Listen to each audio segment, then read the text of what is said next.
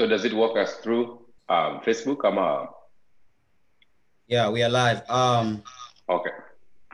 Ujambo msikilizaji na mtazamaji na karibu kwenye kipindi cha KDSO TV show.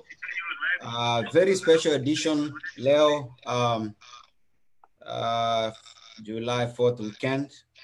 Leo tutaangazia safari ya Camp Toyoyo USA. Wanaojiunga nami kwenye studio ni co-host anaitwa Miheso kutoka Florida, tukiwa pamoja na panelist anaitwa Felix Makachia anatoka Kansas, alafu mgeni wa siku anaitwa Kennedy Muregi kutoka Wichita, Ken.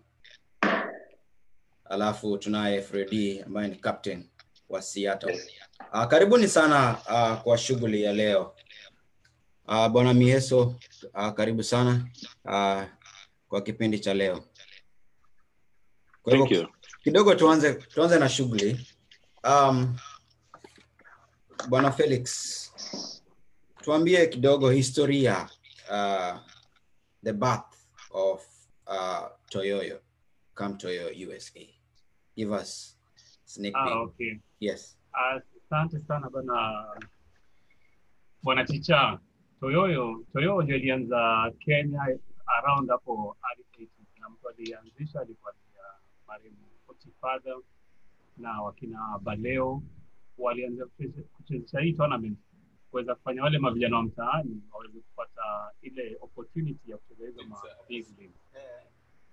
Unajua hapo wakifanya hivyo ilikuwa ina motivate watu, napata watu wengine mpaka watu wanasahau wanafaa waende maybe hata kama kanisani, maana unapata mali kama hapo Jerry ilikuwa ni saa zote Sunday watu wanajua kuna game inachezwa, so watu walikuwa wanajua hapo na wanaangalia, na wachezaji wengi sana wametoka hapo hiyo wanaenda hapo Jerry kwa sababu ya Toyoyo. Na ndio kwa sababu sisi tulikuja hapa hivi kama students hapa ya US kama students, ilikuwa tunaenjoy sana kucheza hiyo ball ya college. Lakini sasa ilikuwa question ilikuwa ni after ball ya college what next, hiyo ilikuwa ni challenge, na tulikuwa hatutaki kuachana juu tumekuwa pamoja huko mtaani kwa vile tuko hapa hivi. Tunaweza fanya kama ile Otifada ile ya Toyoyo, tunasema tufanye kama Otifada Toyoyo iweze kuchezwa pia hapa hivi US. So basi ikakuwa kuongea na Odipo kwa simu, Odipo bana vipi? Odipo tapigia alama jambo. Alan vipi? Si tunaweza chezesha Toyoyo hapa. So Toyoyo ilichukua only 1 month. Toyoyo ya kwanza ikachezwa hapa Kansas City. Hapa ndio madini kwa naishi Kansas City. Ya kwanza ilichezwa hapa US. Hiyo ilikuwa ni 2009. Sasa hivi tunaongea about 13 years tangu the initial Toyoyo US. So hapo ndio mahali Toyoyo ilitokea. Na hiyo ya kwanza ilikuwa ni very very exciting, maana tulikuwa na New Jersey walikuja, St. Louis walikuja, alafu Dallas walikuja, Oklahoma walikuja, Kentucky walikuwa hapa hivi. So hiyo Toyoyo ya kwanza tulikuwa na teams 5. Alafu tukaongeza timu nyingine yetu hapa local kutoka hapa Kansas City, ilikuwa timu ya Haiti. So hapo ndio Toyoyo ilianza. Wow. Safi sana. Bwana Ken, kidogo tueleze, how did you get to hear about this Camp Toyoyo USA? Camp Toyoyo nilisikiaga 2012. Hiyo ndio nilisikia Camp Toyoyo. Alafu sasa unajua hiyo mwaka sasa nikasema na hiyo Camp Toyoyo ni nini sasa?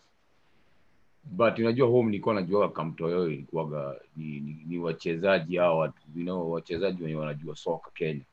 Sasa hapa nikasema hii Camp Toyoyo tunaweza enda kwenda kucheza kweli? Sababu unaangalia hii city yetu ilikuwa ni ndogo. Ukiangalia wachezaji walicheza ball very very very, yani ni kama tuko jamaa kama 4 wamejua ball ni nini. Sasa nikasema hapana, hii mwaka tuwezi enda. So the only best way tunaweza fanya tuende the next mwaka inafuata. lucky enough the year that followed ilikuwa inachezwa Kansas City. Tukajua sasa hapa Kansas City tutajikakamua tuende. So sasa hizo nikaanza kutafuta wachezaji polepole, kuenda college nini. Hata Felo akikumbukaga tulichezaga hiyo Tona, game ya kwanza tulichapa sijui bao 7. Tulikuwa na watu wanakimbia tu yani ilikuwa tu ni kukimbia tu.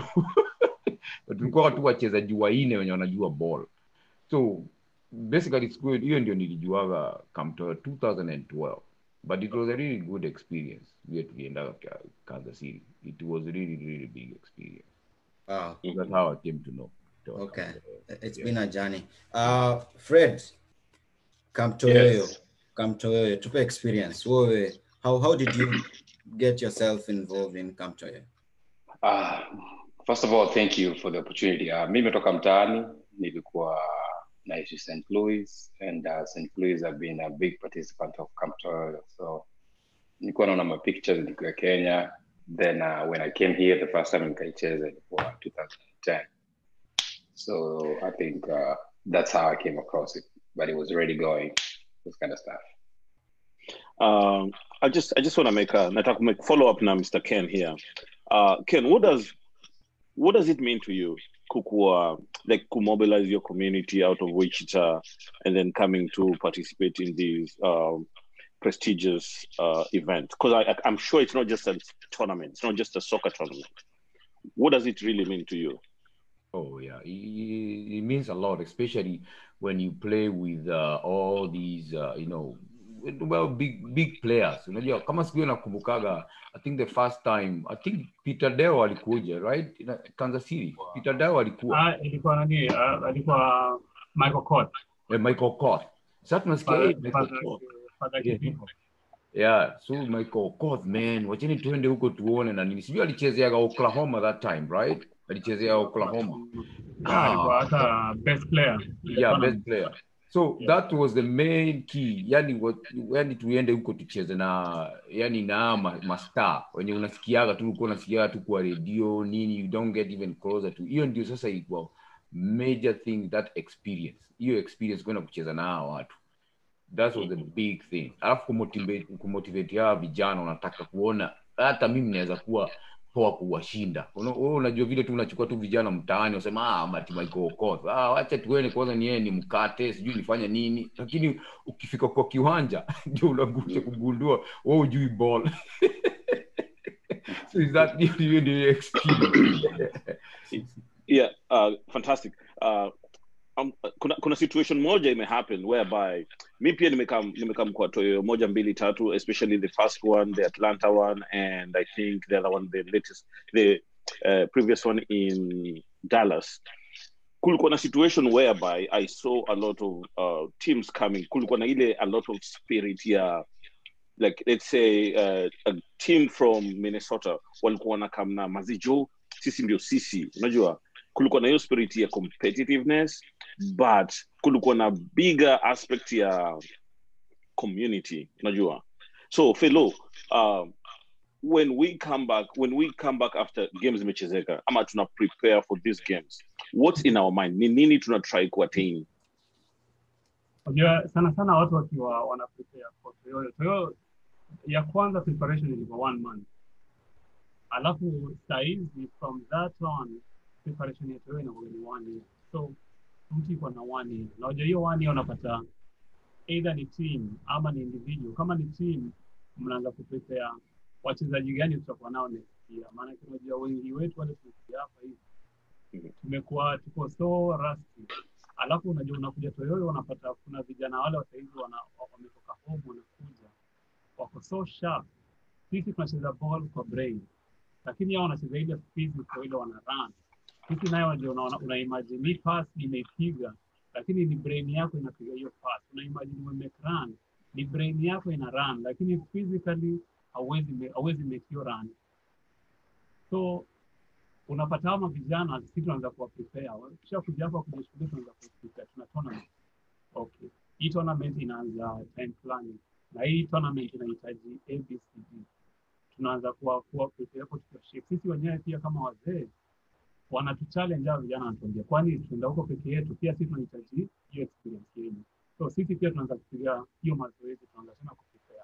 Alafu pia another part of preparation, kuna host city. Maana kitu hiyo inachezwa different states hapa US. Na unapata kama hii mwaka imechezwa Kansas City, next year itachezwa city nyingine. Alafu hiyo city, so si watu tuna travel all around US mahali Toyoyo itachezwa. So unapata wale host city pia ndio upande wa preparation wako na hiyo obligation, kila kitu iko kwao vile wataprepare, alafu wanaget in touch na Toyoyo administration vile watafanya vitu, maana kitu na standard zetu vile vitu vinafaa kufanya. Alafu host city au pia wanajua vile city yao iko, wanajua city yao nini inahitajika.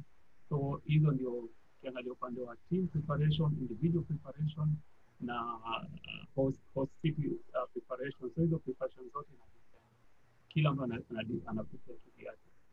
Nice. So I'm just going to follow up on that, but in regards to Freddy, mulikuwa na Tona, muli host Tona Wichita recently, sindio? St. Louis. Yeah, St. Louis. Yeah. Basically, Freddy na Kena, hii swali wacha naweza taka sana kusikia kutoka perspective yenyu. The first time mulisikia kuhusu Toyoyo, Tona ya Toyoyo, unacheki? Yeah. Ni nini mlikuwa mnataka kuget other than najua kulikuwa kuna hiyo sense ya community, najua kama venye Kena amesema kulikuwa mazini aje naenda kucheza na Michael Kors, naenda kucheza na Hustler, Tomo Diambo, naenda kucheza na Felix Makacha, all these big names. Kulikuwa na nini ingine yenye mlikuwa mna try ku attain there ama ku contribute kwa hiyo community? I'll go ahead. I think when we talked about your member community at Camp Toyoyo, number one option yangu ilikuwa interact na different people to be able to know kama kutakuwa na development ya skills, kama kutakuwa na opportunities whereby you can be able to use it, because people live in different states and the ideal goal is to be able to know sisi tuko hapa US unaweza tumia hizo opportunity kujisaidia na kujijenga. Unajua majority ya wachezaji kutoka home wakifika hapa inakuwa ni ngumu sana ku enable career yako ya ball. So tulikuwa tunajaribu kujua kama mkuja hizo Tona, ukipata mtu wa Oklahoma anaweza kupatia opportunity ya kwenda shule kwa Oklahoma, ama anaweza kupatia ideas how you can develop this kind of stuff. But at the end of the day ilikuwa too a way for us to be able to interact and also mingle and be able to be united together as a Kenyan community. Okay. Yeah. Na weke najua tumechapia na shortly kuhusu Tona yenye ilikuwa Wichita. And this is, I'm going to make it more wide so that unaweza tuambia, for example, mulikuwa na hiyo challenge whereby mvua ilikam, ikabaki kila kitu iko disrupted at the venue where you guys had staged the tournament. So what did it take you to prepare for such measures? For one, kwanza unajua tulikuwa tunajua weather itakuwa mbaya. So tulikuwa na kitu inaitwa plan B. If something happens, tutafanyaje next move. Hiyo ndio ilikuwa kitu yenye iko. Alafu kitu very very important, community. For you to have a successful tournament, make sure una involve your community. Because huwezi kuirun ukiwa solo. So juu nakumbuka tulianzaga 2000 nini ya kwanza tuliendaga ilikuwa 2013. So it took us all the way to hosting it 2016. So by that time community ilikuwa imeanza kupick up, and after na identify my sponsors, and after na watu wanaanza kutrust. So when you get the community behind you, so vitu hizi zingine zote dina play a part. So kuwa na plan B. So we already had plan B. That's the key thing. Okay, let me just make a follow up on that. Umesema the word community in that statement 3 times.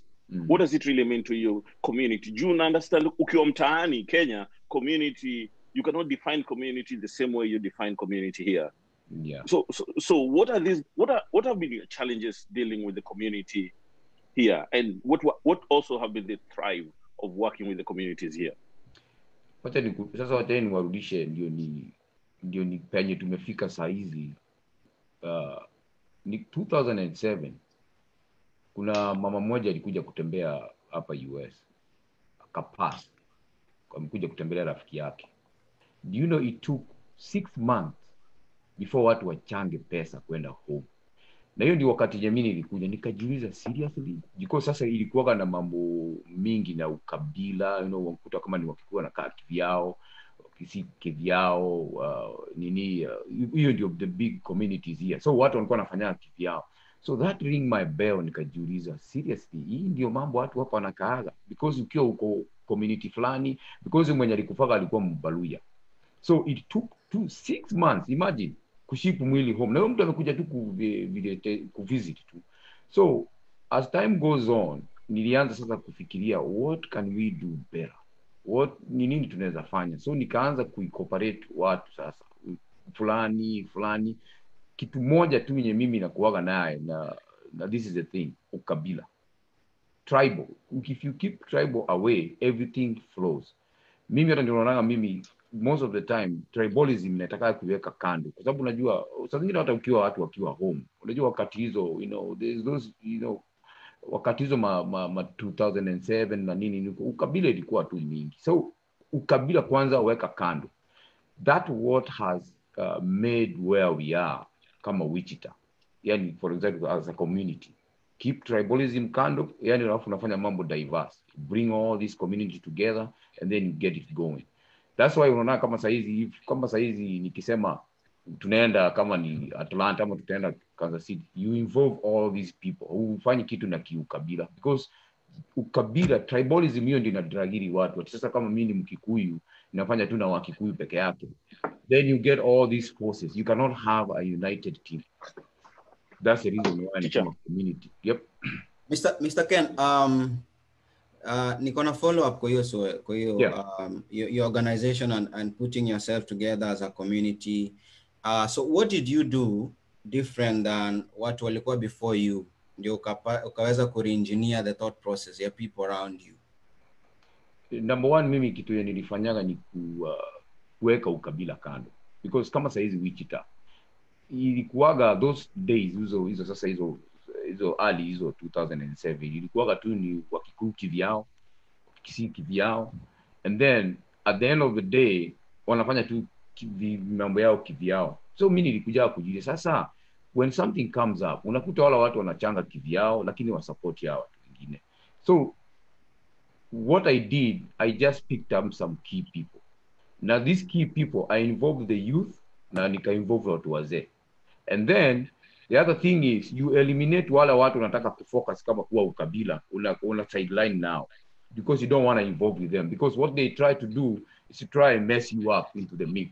Because mimi nilikuwa na challenge kali sana juu unakuta paka yani inaku affect paka watu wanaanza kuongea huyu jamaa hata anafanya hii biashara, anafanyanga nini, anauzaga madawa, sijui unafanya, yani watu wanajaribu kuku sideline kabisa, ndio you fail, unashika.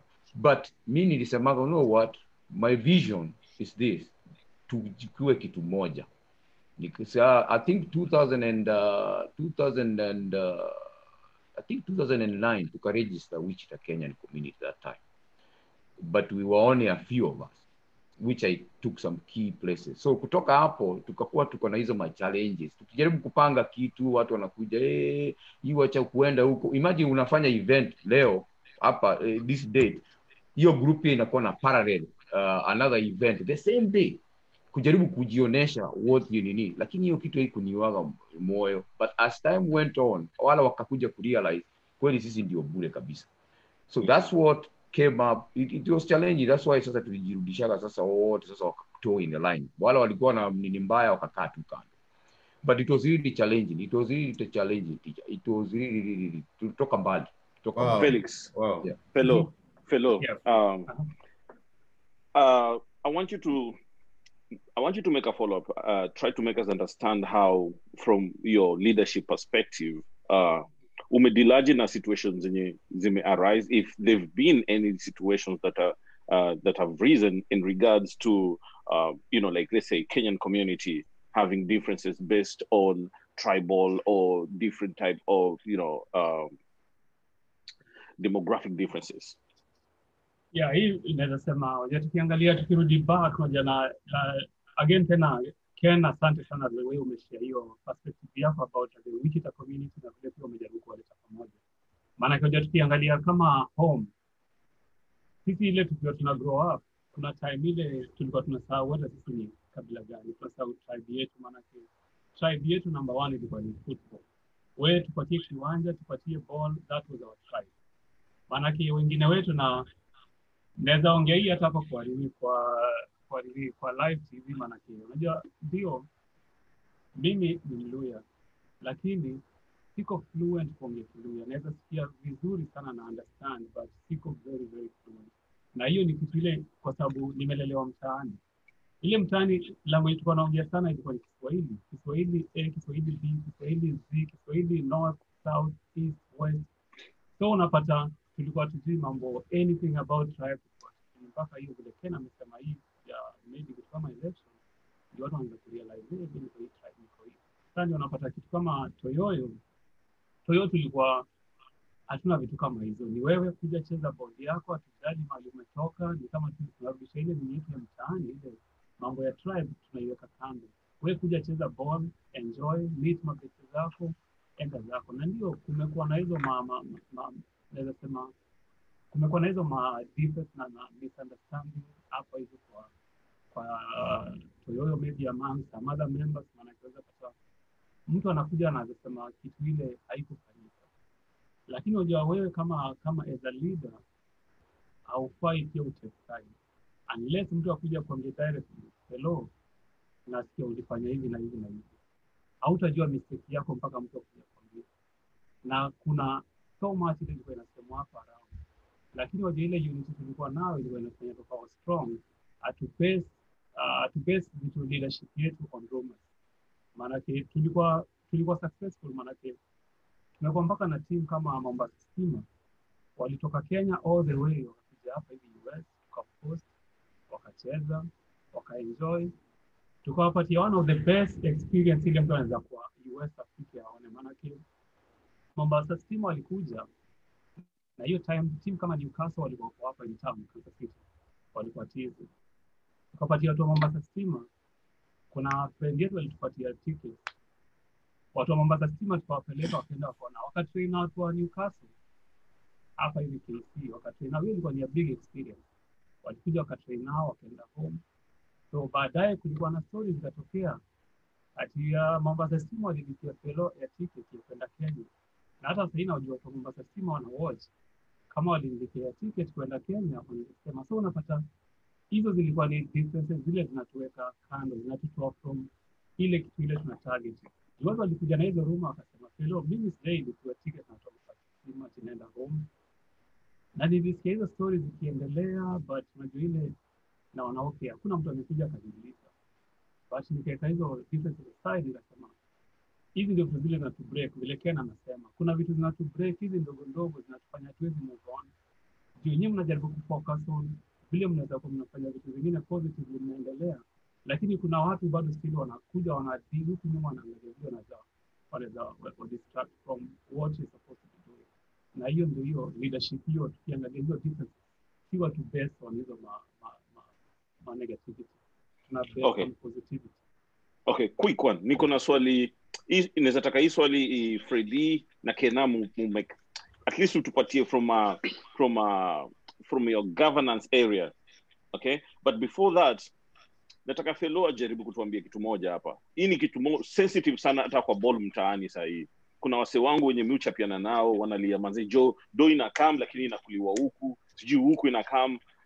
But at the end of the day ni hakuna clear definition of how a specific organization in a govern or rather in a run their finances.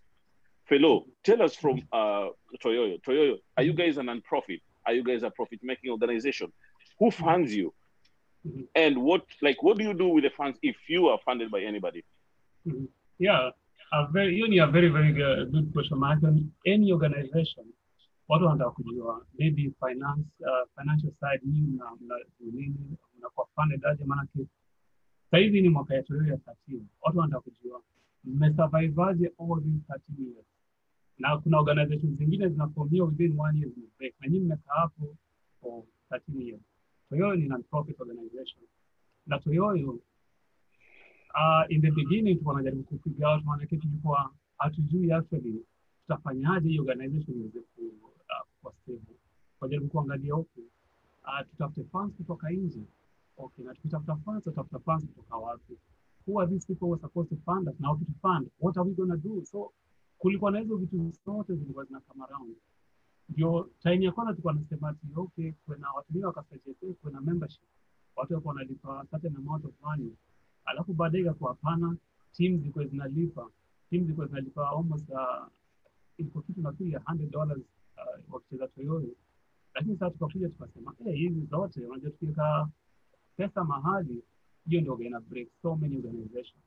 So Toyoyo sisi hatuko funded na anyone. Toyoyo inakuanga ni ninasema ni tunatumia module ya self individual funding. Hiyo ndio module ya Toyoyo, the way tuna fund. Na nikimaanisha self individual funding, watu wengine homa wanataka kujua mna organize hizi tournament, mnatumia pesa ngapi na hiyo pesa inatoka wapi? Okay. So hiyo self individual funding module ni ile bala wewe kudonate pesa kwa Toyoyo unajifund wewe mwenyewe, unajisupport. So nikisema hivyo self individual funding unapata Toyoyo kila time Toyoyo inachezwa, Toyoyo inatumia almost karibu $20,000. Lakini hiyo pesa ikuji kwa Toyoyo. Self individual funding mimi najifund. Nikienda Toyoyo na spend maybe $700. Rejea kuja Toyoyo anatumia maybe $700. Maybe wewe Godi kuja Toyoyo unatumia maybe $800. So wewe hiyo self individual funding unajifund kwenda Toyoyo. So au lipi pesa yote kwa Toyoyo. Upati mtu wote pesa. Team hakuna team inalipa kuparticipate kwa Toyoyo. So wewe unajifund wewe mwenyewe kuja Toyoyo. Na hiyo ndio ukiangalia hizo pesa zote zile watu wametumia ina amount almost $20,000. Kwa sababu mtu anajifund, mtu anajilipia hoteli, mtu anajilipia transportation, watu wana fly, watu wengine wana drive, wengine wana couple.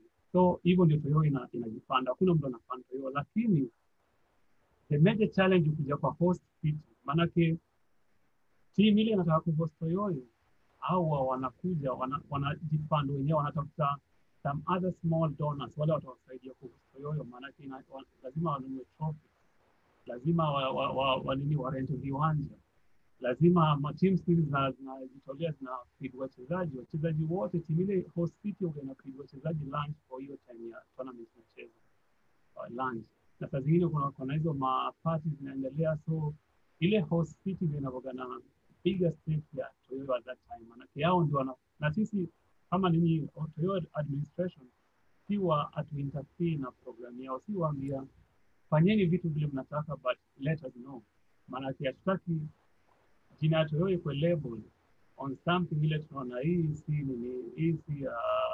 si foundation ama pillar ya Toyoyo. Hii ni kitu italeta watu kukosana, italeta so much. So hivyo ndio Toyoyo inakuwa funded. So hakuna mtu wote analeta pesa yote kwa Toyoyo. Na account yetu ya Toyoyo iko na only $6 for the last almost 5-6 years. So hatuko funded. So Mieso, kuna swali hapa jamaa anauliza, anaitwa Awori Jeremy. If you have corporate sponsorship, you will not be facing some of the challenges of hosting in different states. Have you approached any corporation for sponsors? If no, why? Also, do you have a master plan for the future? Okay, anaitwa Awori, sindio? Yes. Okay, so I'm not the right person to give you this answer, but I'm going to give you a generic answer. Hiyo swali ni ya fellow. Okay, fellow, go ahead. Okay, sawa. Okay. Kwa saizi nasema hatujawahi jaribu kwenda afya, tujaribu kuattract au major sponsors kama nini, hatujawahi fanya hivyo. Maana hiyo ni kitu ile tukifika that part ile tunani tutakaa na Toyoyo board, tutakaa as a committee, alafu decide okay, kuna mtu anakuja hapa ama tunani kuattract other people to come and fund Toyoyo. So lazima tuangalie hizo sana tuangalie hizo magrupu zile za kuja zile lazima break Toyoyo, na pia lazima members wetu wa Toyoyo wajue nini tunataka kufanya. Hatuwezi fanya kitu without notifying Toyoyo members. Kama saa hizi inaweza sema Toyoyo this year ilikuwa iko sponsored, na hii tena again a big shout out kwa hizi makampuni wa Kenya. Wana makampuni hapa US. Kuna kampuni moja ya Kenya wa Minnesota kina Jobo Mundi, Naftali, kina Jere, wana kampuni yao ya maji. Last year walikuwa part of the wale walisponsor tournament ya Toyoyo huko Minnesota. Na hiyo kampuni yao ya maji walikuwa wameamua wanataka kulipia kila team at least rooms, nafikiri ilikuwa ni 2 nights 3 rooms kila team. So hapo ndio mahali pale tumeona okay, sasa kuna at least direct sponsor ule anakuja, lakini hatujaienda party kujaribu kuangalia other big sponsors.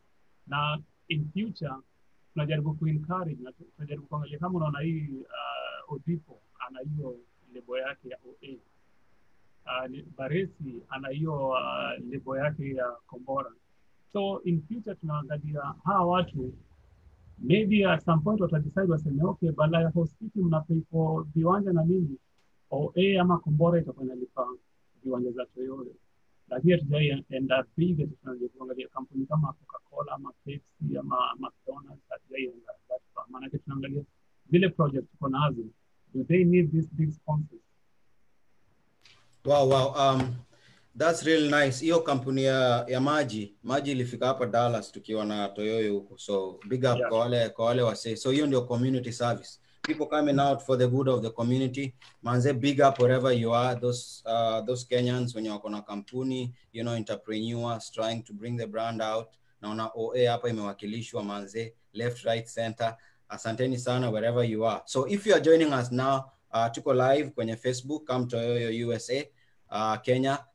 Tunaongelea mambo ya safari, the journey of Camp Toyoyo, and basically we are talking about the experience ya Camp Toyoyo over the years. So to Freddy, Toyoyo yako ya kwanza, what was the experience and how was it different from the other tournaments ambazo umeattend? Toyoyo yangu ya kwanza, big shout out to St. Louis. St. Louis ndio groomed to where I am today. And nimekuwa nikiishi far, so nimekuwa nikiishi all the way in Seattle, and most of the time all the tournaments nimekuwa nikitravel all the way far to be able to get there. First experience niko young sana, ilikuwa almost 10 years ago. Tukacheza huko, ilikuwa Atlanta.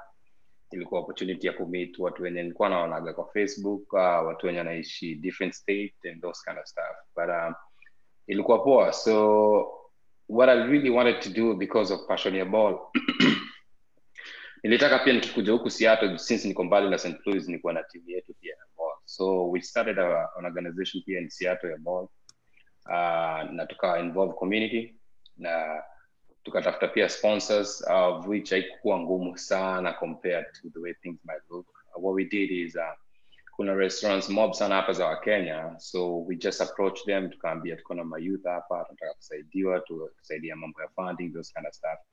Now they've really helped us out to move forward. So sisi mpaka wa leo in Seattle tunachezanga ball all year round. Now we always been available. So despite just kucheza ball, tunajaribu kusaidia na community pia. Unajua, ball is not everything, but it's also part of our lifestyle. Now through that experience tumekuwa now for the last 10 years, we're thankful na tuna move forward. Tunaomba tu organization kama ya Toyoyo kama wanaweza tusaidia to be able to grow. Some of us are young, mtupatie foundation. Kama sasa hivi fellow naweza kuchallenge kiasi, kama sasa nimekuwa nikicheza Toyoyo for all those years. Sijui structure ya Toyoyo, unajua. Sijui in order for you to host inafaa iko hivi na hivi, or maybe I need to to go deeper into details to be able to know that. But most of the time, tunakujanga sisi tucheza ball, we have a good time, tuna meet, and then at the end of the day, kila mtu anajifunza zake. But nimekuwa experience poa kwa sababu I always look forward to be able to meet my friends and be able to interact as a family as well. So let me follow up on that. Umecheza St. Louis, umekuwa kuchezea St. Louis, and then last year umetransition, umeleta team. What were some of the challenges trying to put together the boys, and how was the transition kutoka St. Louis alafu na team yako? And it was very competitive. That's a good team. Yes, thank you. St. Louis were very supportive, and they've always known I had a team here in Seattle. So kila mwaka nilikuwa najaribu to my level best to make sure mavijana wakam. Team yetu iko na watu young sana. Tuko na mtu hadi yako almost 15 years old. So challenge ilikuwa kupata waiver from their parents, and also since sisi tuko Northwest, flights are very expensive, unajua, anywhere in this area. So ilikuwa ni vigumu sana kupata air ticket and be able to find accommodation. So what we did is after we realized tunafaa kwenda Toyoyo, so tukaanza kuplan 1 year in advance. So kama sahi, unfortunately, Toyoyo ilikanseliwa, tuko tusha book majority of us, almost 80% of the team tuko tusha book tickets za kukama. So I think it ndio tusaidia sana kuplan mapema, and then we start a formation whereby to plan where we can be able to have funds so that ikifika hiyo big day tusiachane tuende wote pamoja. So most important thing yenye imekuwa frustration ilikuwa weather pia, unajua huku sio hot compared to the way humid iko hiyo side nyingine. And the biggest challenge was the finance as well. But so far so good, you know. Prepare, hopefully tukuwa affected pia kwa sababu since Toyoyo ilikuwa hostiwa Minnesota, na tulikuwa tunajua maybe sisi Seattle tuna the host next year, so we've been affected by it too kwa sababu we had already made reservations for the hotels, sponsorship za Kenyan community here tulikuwa tushaongea now. So tuna hope mambo itarudi poa na pia tutarudi back to the way things were before. Okay, before nipatie Miheso the mic, Mr. Ken, how are you able to integrate, you know, young people into the team? Because kuna hapa katikati kuna generation gap. There is a way, unajua kuna wale wa Kenya walikuja mapema and there are those ones that are coming. How are you able to harmonize and put together a team so that, you know, kuna continuity in your team? Kwanza unajua hii Wichita yetu ni ndogo sana. Unajua huwezi compare labda na Seattle, huwezi compare na Dallas na KC. So sometimes tukianza ilikuwa hard sana. But as time went on, so tukaanza kuingia college, kuanza kurecruit vijana. Now, the other thing is, our vijana, by the way, as miaka inaendaga, pia tulikuwa tunawa-advise sana. Yani waendelee kusoma because shule ndio kitu ya maana. Because unajua watu wakikuja hapa US, down the line huwa wanawaacha kusoma, they end up in other stuff. So tukuwa motivate. So basically sasa hao kuwatoa college now tuna keep on recruit kwa sababu unajua sasa inaye miaka inafikaga tutakuja tuzeeke, you know, so you're gonna have to have that transition ukitaka watu. Now the other thing is kama saizi vile naye Freddy anasema kama finances, after hii miaka yote, guess what, team yetu sasa siku hizi jua watu wamesoma na wako na majob, we always sponsor ourselves kwanza. Unaona sasa kama saizi vile tulianzaga hiyo kitambo, unakuta sasa wako na majob. Nikisemaga hey wase tunaenda Minnesota, unakuta watu wanasema okay sawa, budget ni pesa ngapi, ni hivi. Alafu sasa inakuwa na ile nini ile inaitwaje, unakuwa na ile accountability na transparency. So unakutaka vijana vile wamekuwa hivyo. So the best thing ni kuincorporate and then we put in younger players because unajua tunaenda tukifaciki out as we go. Na by the way hata ndio nilikuwa nasema fellow kama saizi there is something you like officials. Unaona nyinyi tu sasa mko officials waine, mko wewe, Kadoch na Agripa na Odipo. There's one thing sometimes I sit down na jiulizaga. Ndio vile nani Freddy anasema hiyo structure is very very important. Saizi mimi jiuliza 60 years. Saizi unajua after 60 years mimi unajua labda sitakuwa. Hebu sababu miaka ile uko nayo 60 years utakuwa miaka ngapi? Just assume that. Tutakuwa sisi wote. But the question is this.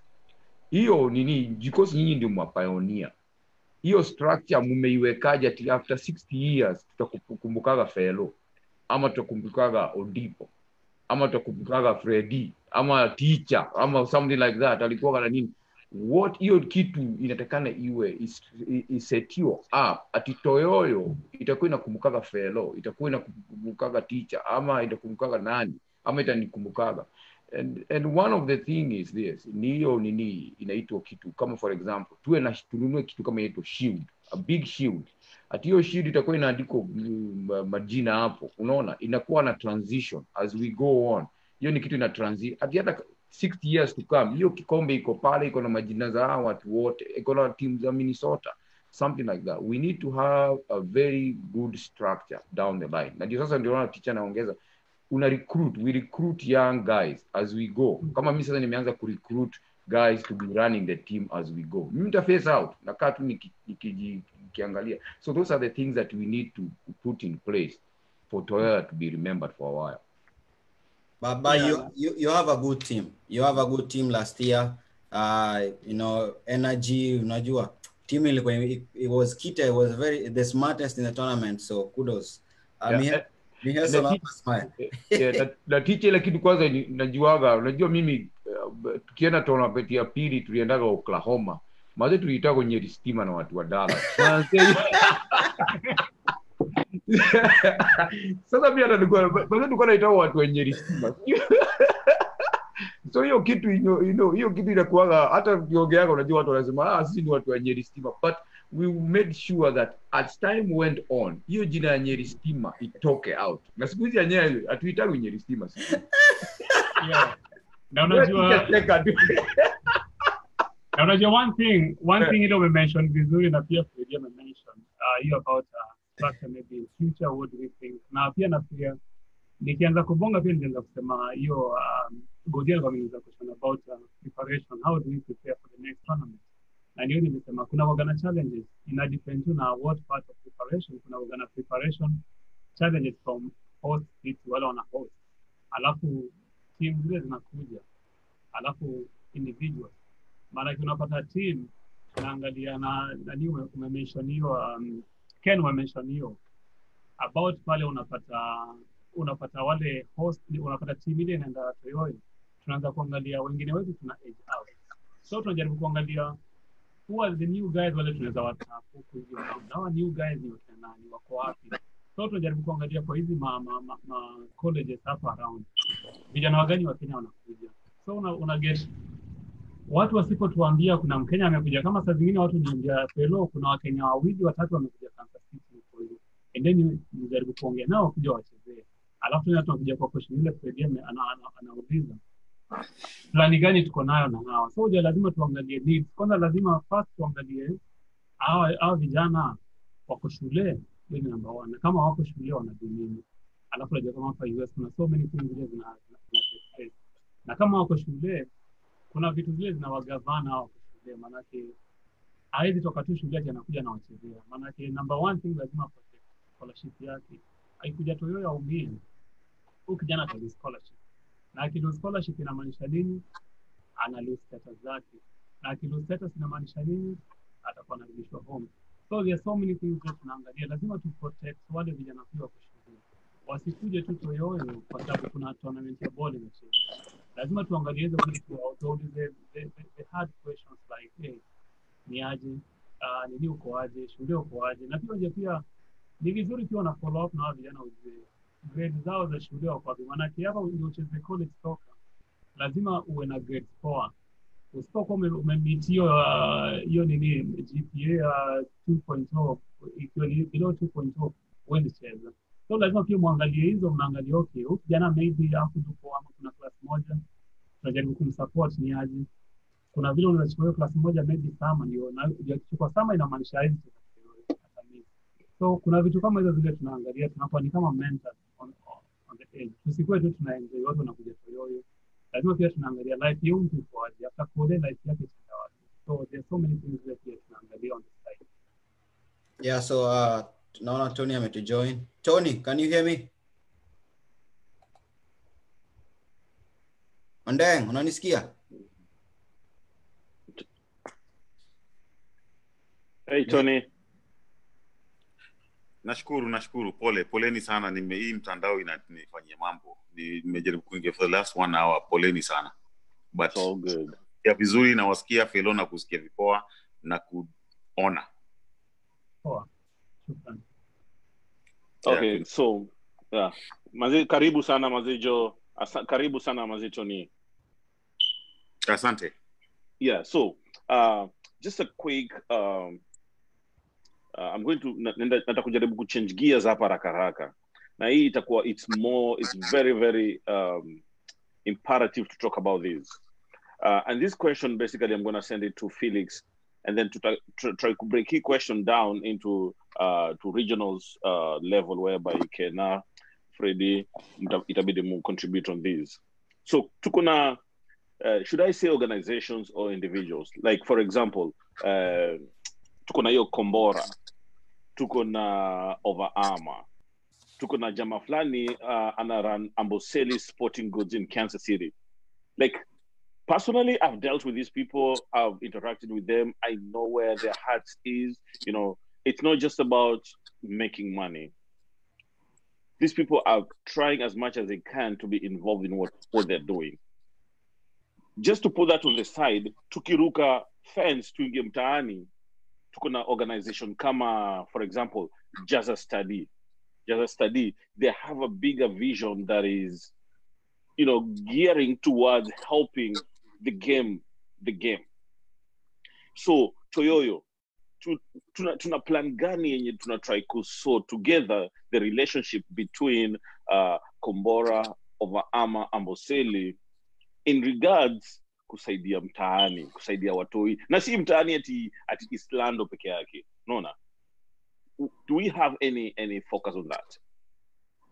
Yeah, again, that's a very, very good question. And to get back to the question, as I said, na tuko proud sana tukisikia vitu kama project zile Wakenya wako nazo hapa hivi US hapa diaspora zinakuwa mentioned here and there. Tuseme kama na zingine zile wa meet na connect water hiyo ya Minnesota, a very, very good business na imekama up, na kuna wengine pia wakina job huko Minnesota wako na maadili na kampuni zao zingine za cleaning service, na pia tuko na Nick New Jersey na kampuni yake huko ya electric. Alafu pia tuko na Ryan yuko na business yake poa sana ya food solo. So this are just, na pia tuko na Kena na business yake which tutasahau hapa hivi. So tuna Wakenya wana do so much, na tukiangalia pia on the other end Toyoyo, watu wale kuja Toyoyo, kuna watu wana makaria different sana, na unapata hiyo kwa hizo karia zao wanaweza saidia hii community yetu ya Kenya vizuri sana. Then hii pia itakuwa inakuja kwa question ile ya Freddy kwa kuuliza about future. So future first, Toyoyo tunaangalia inaweza kama a resource center for the Kenyan community hapa diaspora. Maana mimi sasa hivi nikitaka maybe nataka kitu kama maji, siwezi enda mahali kama ati Walmart na buy any water hapo hivyo. Nitaconnect na kina nani Jere huko hivyo Minnesota, nimwambie na ni supply ya maji. So naangalia watu wale kwa hiyo organization, watu wale ni rahisi kuwaget, ni rahisi niongee nao direct. Nikitaka kitu kama ball, maybe sasa hivi mimi ni coach wa shule, nikano hiyo hapa nataka nifanye ball, nitaconnect na Kombora, najua hapa hivi kuna mtu wa organization hapa hivi, ndana nichukue balls huko hivyo, nikuje nizilete shule, nataka maybe uniforms, nitaenda hapa hivi. So alafu tunakuja kwa hiyo question yako Godin, what difference ile tuko nao na maybe other organizations? Hapo siwezi sema ati maybe what difference, lakini naweza sema what we do. Maana mtu mwingine anaweza chukua hiyo ni difference, but me naichukua hiyo ni that's part of what we do. So hiyo tuna act ni kama resource center ya sisi wenyewe, tunajaribu ku elevate business na what we do, career zetu. Watu wana career different sana, zinaweza kuwa zinasaidiana hapa na pale. Alafu pia tukienda mahali kama home sisi watu tunasaidia sana manini organizations zingine ndogo zile zinakaa hapo kwa home. Kama sasa hivi tumeconnect na watu kama Manyata Resource Center, kuna vile tunawasaidia huko hivyo. Okay, tuangalie kama ile ya Academic Cup ilikuwa inachezwa, tulikama hapo hivyo to their rescue. So sisi tuna act kama pivot ya majamaa kuweza kuona vile nini zao zinaweza structure zao zinaweza stand, lakini hatuwezi sema tutakuwa nazo hapo mpaka mwisho, maana tunataka kumove all around the country. Na hii tena itakuwa ni session yetu ya pili ya leo, maana tutakuwa tunaongea about youth mentorship in Kenya. So tutakuwa tunaingia kwa community. So sisi hatu base on only one thing, tuna base on different things, ina depend na vile zinakuja, na pia lazima tu reach base yetu ya hapa hivi tuulize jamaa kuna kitu hivi na hivi inakuja, what do you guys think? So that's what we do. Sijui kama hiyo ni difference ama maybe it's just our daily operations. Okay, so wacha tuangalie hii historia. Mr. Ondeng, uko Dallas area.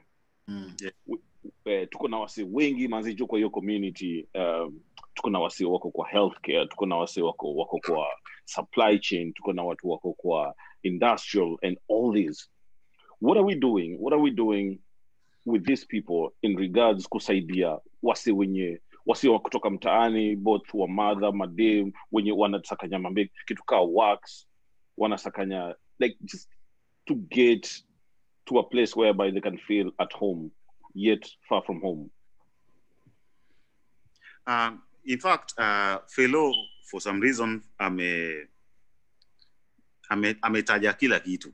Amesema vile nataka kuende. Unajua? Na wadogo wakitoka mtaani wakija hapa hivi. Wadonye. Ametaja kila kitu, by the way. Na number one, wacha nikwambie, mimi nikija kwa hii community ya ball. Juu mimi nilikuwa mchezaji noma sana, ni vile watu wanishiki rada, watu noma. Hata jife leo ni tu rada. Oh yeah. Aje. I don't know. Yeah. Nilikuwa striker, hey boss. Nilichezea timu kubwa. Unajua? Yeah. Unajua PlayStation ina account timu kubwa. Well, hey. Unajua lazima mtu ajitetee hapa. Kama unakumbuka Kismenti, nilikuwa striker noma Wanjoso, hizo viwanja mbili nilikuwa chezea ile ya chini because siko wale ni chuja kidonye, but nilirudi na nikakuwa deadly na nikafunga mabao, but I'm good. Anyway, Felo amesema zile sitaki kurudia kitu Felo amesema kuhusu vijana wadogo wakija mtaani, wakija hapa tunawasaidia. Nilichange by the way, nilikuja nikacheza basketball, alafu nikaingia kwa kwaya, mimi muimbaji hodari.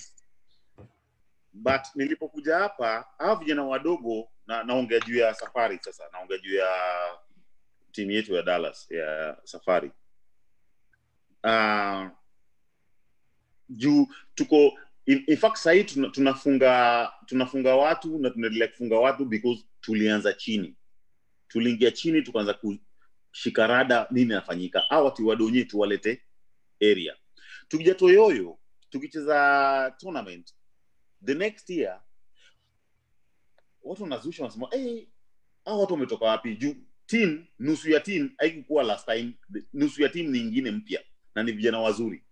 Tunawatafuta, tunawasakanya, tunajua wako wapi, wanataka hizo vitu za kama kuwasaidia ki job ndogo tu, unajua tunawatafutia kakitu, shule tunaunganishia waingie shule wapate kama hizo ma scholarships na kama hizo ndio tusifanya. That's why tulikuja tukapita Oklahoma. Juu Oklahoma walikuwa na squad, unaelewa? Basi tukashikarada, tukajoani wazande, tutawabonda. Na tukaanza kuwabonda mdogo tu. Unajua ni kama oyeyo, ni kama unauma na unapuliza. That's why sahi Safari tuko mali tuko. So hatutaki pia, hatutaki ati tuko juu kila saa. Tunataka competition, unajua? Hatutaki tunafunga tu watu. Kuna wa Kenya, kuna vijana wadogo, wako hizo areas zingine, mchukue tu kitu tunafanya sahi Dallas. Tunachukua vijana wadogo, tunawamenta pole wanakam, wanafunga watu. Same thing.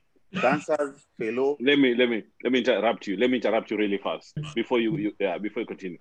I understand Dallas icona, like those things you guys are doing are very, very good, especially could get Watoi, Wayang, now get into the team and work with us. But why do we have several teams in Dallas? What do you think? Oh, easy. Because Dallas, for some reason, watu kutoka Kenya au kuja Dallas. Debatable. I don't know why, but watu kutoka Kenya wanakuja Dallas. Tuko na wazazi, unaona kama mimi niko na watoi, niko na mtoi Kenya na nataka kumleta hapa hivi. Agrippa kuna mtu Kenya anataka kumleta Amerika. Wapi anaenda? Dallas. Kenya alikuwa anachezaga ball Kidonye, akikuja hapa unamgiza shule na anacheza ball. For some reason tuko wengi, wazazi wengi ambao wamecheza ball before wako Dallas. Endelea, nisikukatie. Kena go ahead. Unajua hiyo swali vile unasema yani kusaidia sana watu kutoka huko. Kama sasa sisi tumefika point we engage ourselves with the city. So na hiyo vile tuko na hiyo sasa non-profit, tuna engage ourselves with the city. Now the city wana recognize. So saizi hata watu wakiapply, jusa kama sasa WSU, watu wakiapply tuko na hao wanafunzi na anachezaka ball, inakuwa so easy for them to kupewa visa kukuja ya ball, yani kukuja yani college. So when they come in, sasa kutafuta ile accommodation na nini hiyo sasa tuna take care of that. Tuna assign utakuwa unakaa kwa fulani ama nini. So those are the things sana engaging yourself with the city again helps a lot sana.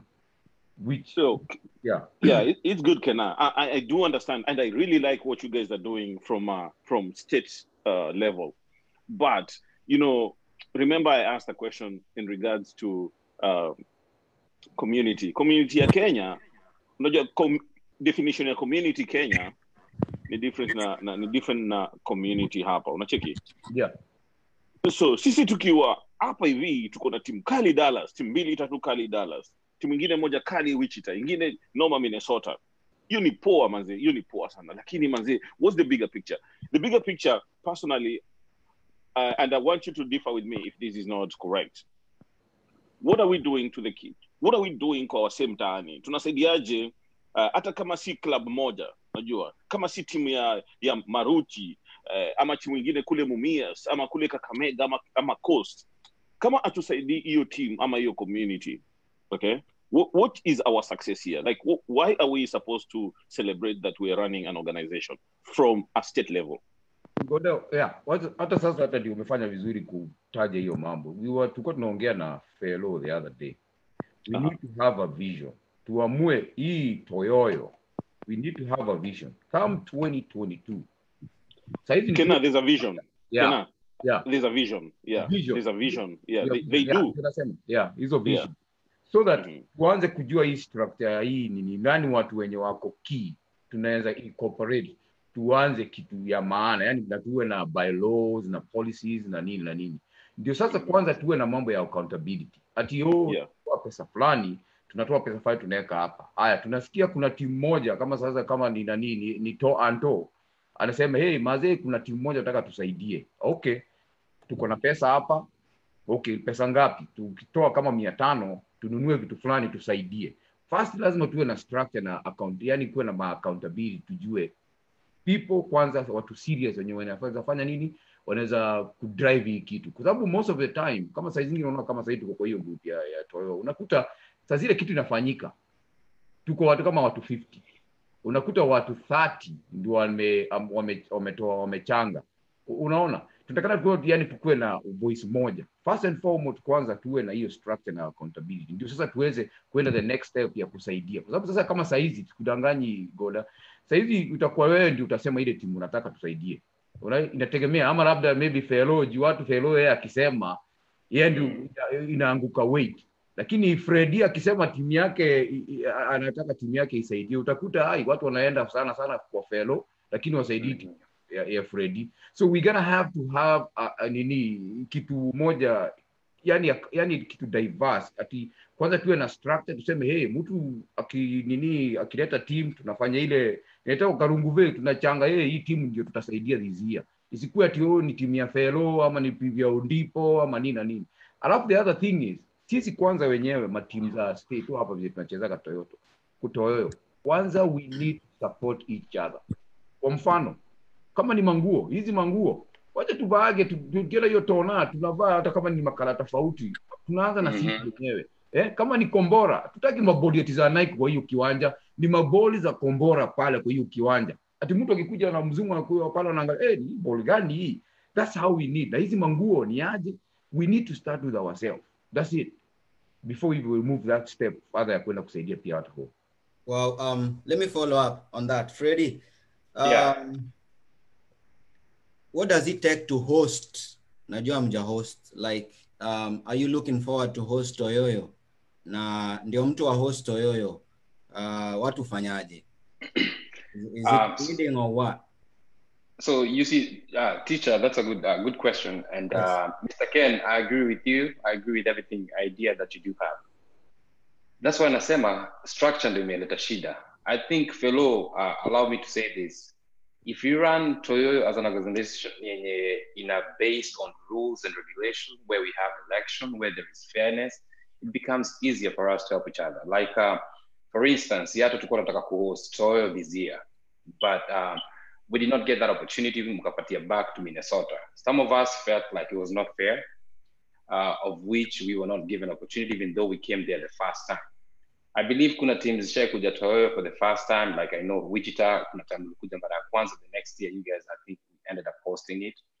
And I also think we need to be able to take advantage of where we are right now. Ball is still the same, but different ground now. Kwa sababu sasa tuko US, we can make this even be bigger than the way we can even imagine about it, you know? Kuna resources tunaweza tumia hapa mob sana zenye mtaani watu hawana na sisi tuko hapa. Yeah. Mm-hmm. Freddie, just let me interrupt you. Good point. Yeah. Very good point. I like that. But then, yes, like when we focus on that, on the resources that are available, ni poa sana zinasaidia timu yetu yenye iko Wichita ama timu yetu yenye iko Seattle, Washington, right? Right there, we're building a beautiful community, of course, under Toyoyo, right? But then, let's look at a bigger picture. How is this going to benefit an organization or a group of kids in the hearts of Nyeri, in the hearts of Kisumu, or somewhere? Unaelewa? Yani ni poa to celebrate what we have here, but how is this going to make a It's going to work if we do have a structure. Unaelewa? Because of the resources that we do have, but right now, tukisema tunataka kusaidia Nyeri, tukitaka kusaidia Mombasa, we don't have a structure. What are we doing to help them? Unaelewa? Yeah. Fellow, do you want to tell me? Do you want to tell me we don't have a structure for that? That is taking care of that. Structures for now for that. Now, actually, our next session is about the structure on how we're going to be helping out in the community. Man, like during the past, we got 20 in the community that big. What we're going in the community individually, but now, say, tunaanza kwenda in the community is Toyoyo. Tunaenda kama ni nini one organization. Maana unapata kama tulienda kwa community hiyo time kama academic. Kama time ile na name mtu kama coach Shedu akiwa anataka ile medical help tulikamina hapo hivyo as an organization. Haikuwa ni individual ni fellow ametoa ama ni Freddie ama ni nani, tulikuwa tunakamina. So lakini sasa hivi tunataka kuenda na hiyo ndio itakuwa hiyo next session itakuwa inaongea about hizo program hizo za kuja. Lakini tena kuna another project hizo inakamina ya kuweza kuangalia kama ama students sasa hivi wale wako college na saa hizi unajua obviously kwa sababu ya COVID-19 wamelemewa, tunataka kujua wako wapi, how are you gonna help out, tutawasaidiaje hao, maana hawako shule, hawezi enda job kwa sababu ya sisi tuna understand about hizo ni work permit status. So tutawarichaje hao ama vijana ama hata madem wale wako huko nje hawezi enda, alafu wale wako home tutawasaidiaje? So tutakuwa na reach hizo zote. Alafu pia hiyo feeding kama nikianza hiyo question yako Freddie about this year unajua hakuna mtu wote alikuwa expect kama hii itatokea. Of course you guys were supposed to be hosting the next Toyoyo, lakini sasa hivi Toyoyo hii mwaka ilikuwa leo ndio finali. Sasa hivi nafikiria finali ingekuwa inaenda kuchezwa in the next maybe 1 hour, na niko sure nyinyi mngekuwa mcheza finali na Kansas City. Niko sure on that. So yeah, so unapata vitu zile zimehappen, watu wengi sana walikuwa wamekaliwa kuprepare nini resources anything name it, lakini Toyoyo haiwezi chezwa. So ile ilikuwa tu ni ile kona, it will be fair enough turudishe Toyoyo huko Minnesota, maana tulikuwa na officials wote wa matimu, tulikuwa kwa meeting na officials kwa decide wacha turudishe Toyoyo huko kwa sababu haikuchezwa, walikuwa wameprepare, itakuwa ni fair enough. Then next year mtaweka bidii yenu of which najua niko pretty much sure kila mtu atakwenda So not next year, hiyo mwaka ingine watu wataenda Seattle. Niko pretty much sure. Alafu jua sheria kama hiyo question teacher alikuwa ameuliza, what does it take to host Toyoyo? Maybe watu wengi wajui, sana watu wale wako home wajui, mbona si muulize from one city to another. Ni mkitaka tuseme kama Toyoyo this year kwa Minnesota. So watu kama kina Fredio kitaka kuhost Toyoyo au bid, watu wana bid. So na hiyo kubid ni kama vote. Watu wako na highest vote ndio wana Toyoyo inaenda kwa hosted huko. So si ati ni Toyoyo officials wana decide Toyoyo hii mwaka inachezwa hapa, ni si inachezwa hapa hivi, no. Wagani mko na majority of votes ndio Toyoyo inaenda huko. And then I have a quick question. Yeah. And this question is more of the structure of basically how you guys structure or prepare yourselves for these tournaments, these community events. So from what you just talked about, you mentioned something that really struck me, and it was more to do with family. Mm-hmm. Make sense? Umesema kuna venye wase wanakam nyaje msia anakam anatuma mtoi anavuta mtoi wake kutoka mtaani, anakam na mtoi wake alikuwa anacheza ball mtaani. Unacheki? Yes. Mwingine tena basically unajaribu kusema kukuwa na timu moja, basically kuingiza timu moja Dallas pale kucheza tona inakuwa a little challenging, right? Because you want the kids to play, right? Yeah. So what have been the benefits of doing this and the challenges? Okay, let me number one, let me wear the hat of an MC. Mufanya vitu mo, mimi muimbaji number one. As in mimi deadly kuimba, I mean si siri. Yeah. Nataka mjue. So nafanyaga tusifanya ma events na vitu kama hizo, kuna vitu zinafanyikaga kando and tukileta watu wa muziki, tukileta watu wa vitu zingine apart from ball, tukiwaleta tunachocha watu, tunawachocha. So tunajipata tume build so much, watu wengi umekam na wanataka kupata kitu, unaelewa? So inaweza kuwa rahisi sana kwa kama Agrippa, unajua? Yeah. All of a sudden Agrippa amejipata na watu 800 wanamwangalia aseme nini, unaelewa? So ni sisi kama mabuda tujue what's up, tujipange, tuseme tutaambia watu nini, because already jina ni kubwa, unajua? Yeah. Agrippa akituma flyer mahali aseme tunakutana mahali, guess what, watu watakam. Alafu Agrippa atokea hapo hakuna kitu anaambia watu, ama anawaambia but anawaambia nini? Watu waende wapewe So na nilikuwa nataka kurudi kwa fellow, vile fellow anapanga hii mambo, na nilikuwa nataka kusemaje, tulijaribu kuna time tukianzisha DSO, actually DSO ikianza na fellow alijam na kumbuka alijam fellow, pole na kuleta hii story sahi but ulijam. Yeah. Na fellow aliandika barua nyingine ilileta noma ile ijayo iletwa hapa Dallas. Anyway, nilikuwa nataka kunyonga Agrippa, nilikuwa nimemshikilia kwa ukuta, nilikuwa nataka kumuua, na mwambia fellow na du. Akaniambia Tony, wewe ujui fellow pale ametoka na ile story ameleta, ile nguvu ametumia kuleta Toyoyo ikue Toyoyo, unaelewa? Nikaanza kuelewa, that's what nikaanza kuelewa. So fellow, nasema tu kwa hizo vitongoji ndogo kama sisi Dallas, watu wa Kansas, watu wa Minnesota, watu wa Seattle, kama tunaweza tuwasupport kufanya tournaments zao ndogo kidogo tu, ndio Toyoyo ni kama ndio the mother. Yeah, ndio the mother. Unajua hizi ndogo hizi penga zifanyike ndio tuna build au watu wadonye. Mtu kama mimi, okay, niko watu wangu ni washi, so bole yao ni pienga, but nanio anaitwa nani, Sundu ametengeza team, akona team noma sana hapa Dallas. Noma sana. Wazungu wanamuita kila mahali. Juu ya nini? Ameka kwanza hapa na hapa akaita watu hii wakama wacheze. Watu wa Afrika. Kidogo watu wa Meki. Kidogo wazungu wamekama. Juu ya nini? Sunduli coach mnoma. All of a sudden. Ni mnoma videdli. Wana grow. Hiyo kugrow inafanya nini?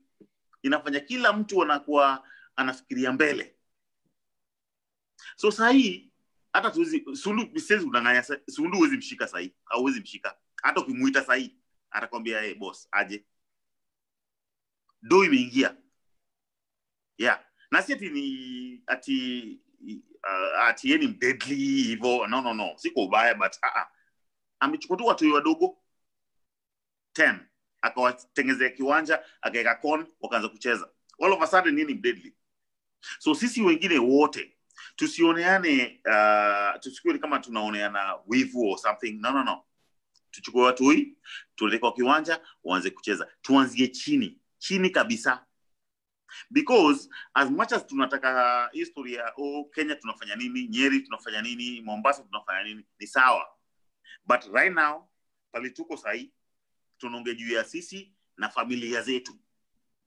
Fellow na Agrippa, watu hiyo wanacheza basketball, wengine wanacheza games zingine ambao, but tunaweza support aje? Tukuje pamoja aje?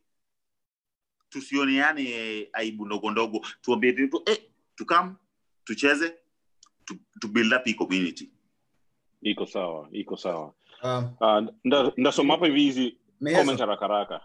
Kabla usome wacha ni follow up kwa Tony. Tony.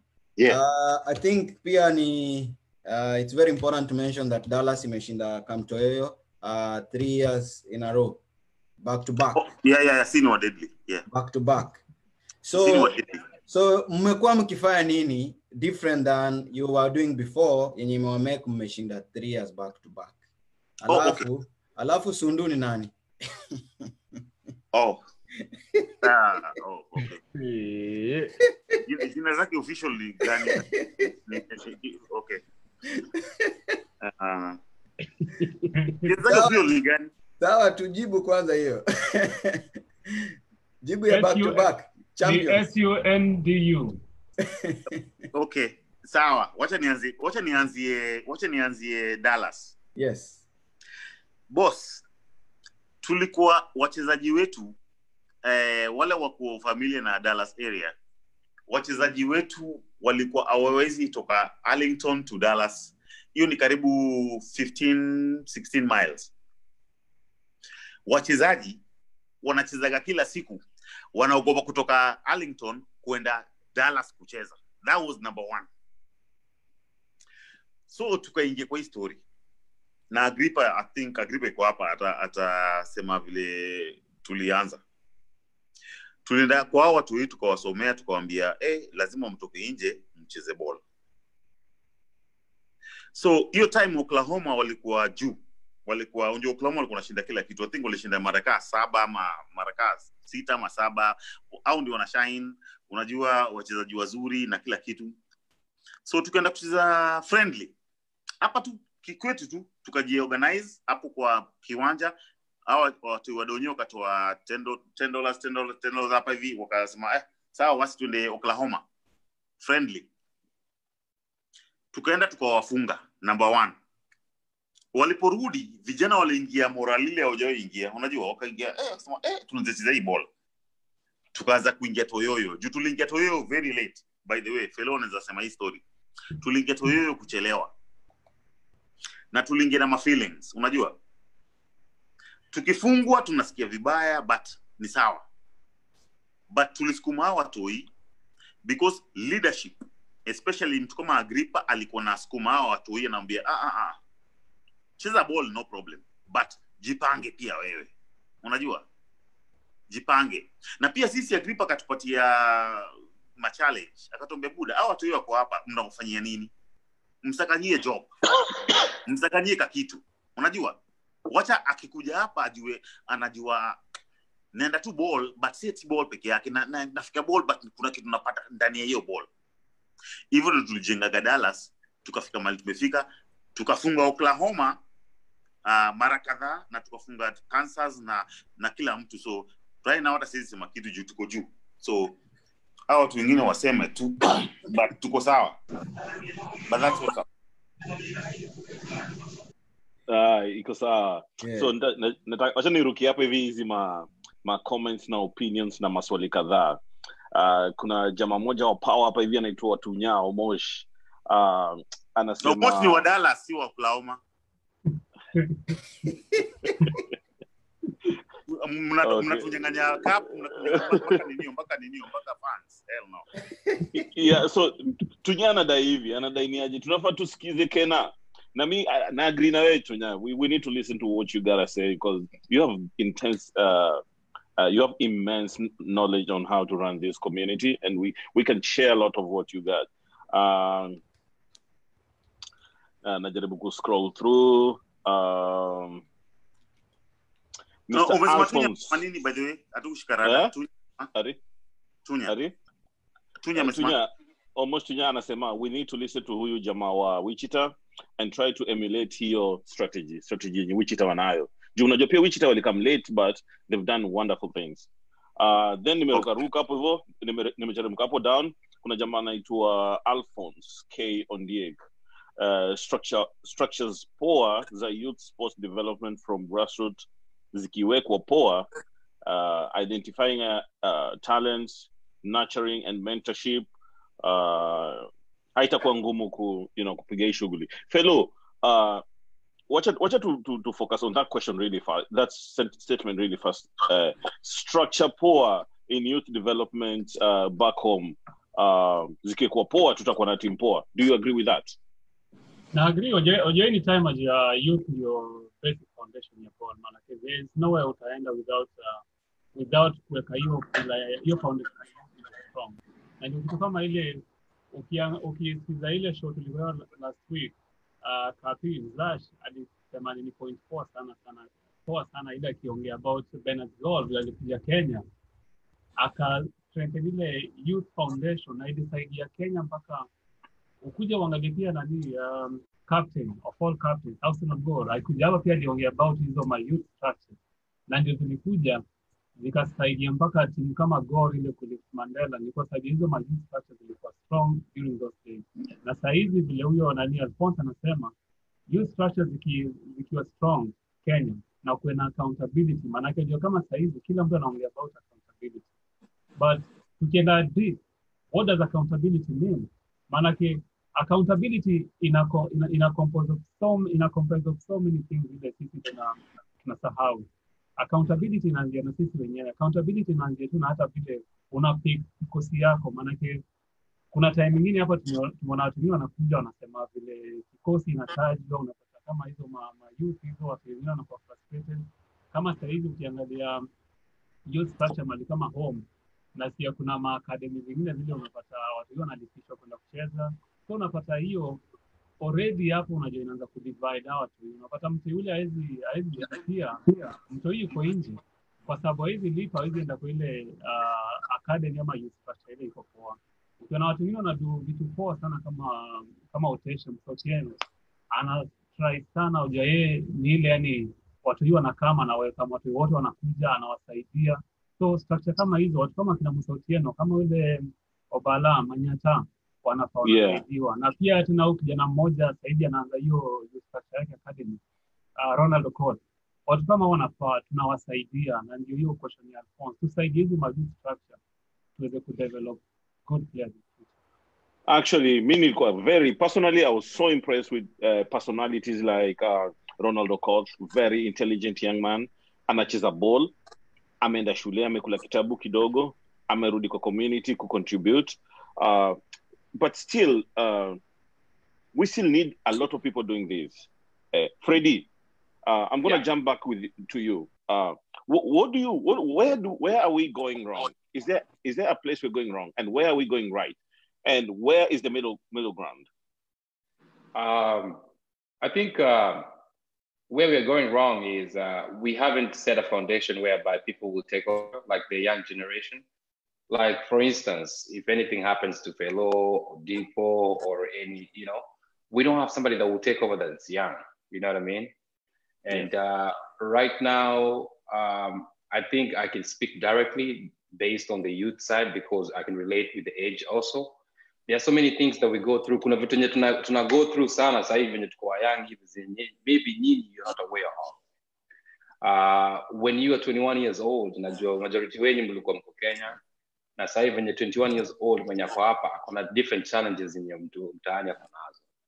So ningeomba tu kama ingewezekana whereby kama Camp Toyoyo it up a structure where tunajua after Felix this is who's going to take over, or after this duration of time this is where the youth can be able to learn. Kwa sababu sasa hivi Fellow hata tukianza kukaa chini tuanze kusema kama sasa hivi for the last 10 years nimekuwa nikuja Toyoyo, Fellow hata kini hand over everything, you haven't really nurtured us, unaelewa? Tujapata hiyo nature a young generation to know how to do things. And sasa hivi vitu zimechange a little bit different. Kuna hii technology, kuna hii the way people interact in terms of the youth wise. So ningeomba tu maintain hiyo leadership ya Camp Toyoyo imekuwa persistent, imekuwa at least for the next almost every year. So that's a good thing I can be able to recommend. That's a good thing. But also we need to be able to be shown ways whereby we can also run it individually as the young generation coming through. Quality. Ali, thanks for joining us. Quick question right away. What should we celebrate right now as Toyoyo from a state level? Hey, yani nimeingia maulizwa mswali vipi jamaa mjambo? Salama, shukrani. Salama. Wanasema tuna celebrate nini? Tuna celebrate unity. Miaka 10 hiki kitu ilianza kama mchezo 10-11 years ago. Ilikuwa lini Fellow? 2000 ilikuwa 2008 Dallas alafu 2009 kitu kama hiyo 9 tulianzia hapa KC. 2009 sasa hiyo unity kwa consistent bado tunaendelea kila mwaka. Lakini mwaka huu COVID imetulemea. Unaona hiyo ndo ilitupatia saka punch moja tukuweza kurecover. Lakini beyond that nafikiri ni hiyo consistency. Hiyo ni kitu tunaweza celebrate na ni kitu tunaweza expand on. Freddy Alam amedrop ameenda hapo.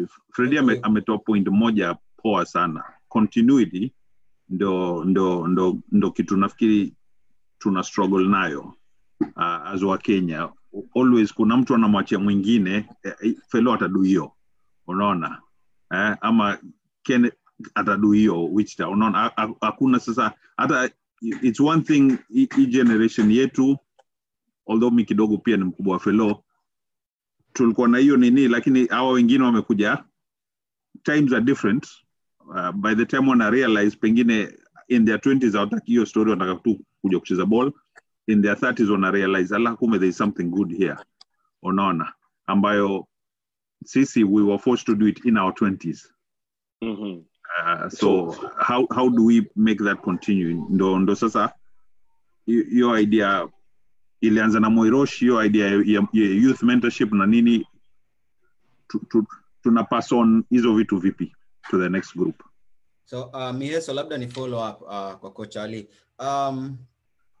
What I heard from you, if correct me if I'm wrong, umesema youths, unajua hii generation guys are not stepping up.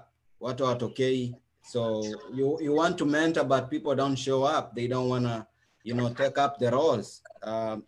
Is that what you're saying? It's taki kuangalia on the negative. You know the challenge. Siku ati hawataki. Unaona. Angalieni as Kenyans, kikweli, and maybe I'm wrong.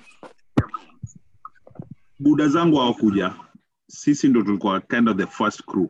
Ndio kuna watu walikuja before us, kuna wazee walikuja kina Buda Obama na nini, lakini ukiangalia in hii community yetu ambayo tumemix, I'm one of the older guys. Unaona, lakini I'm only 50.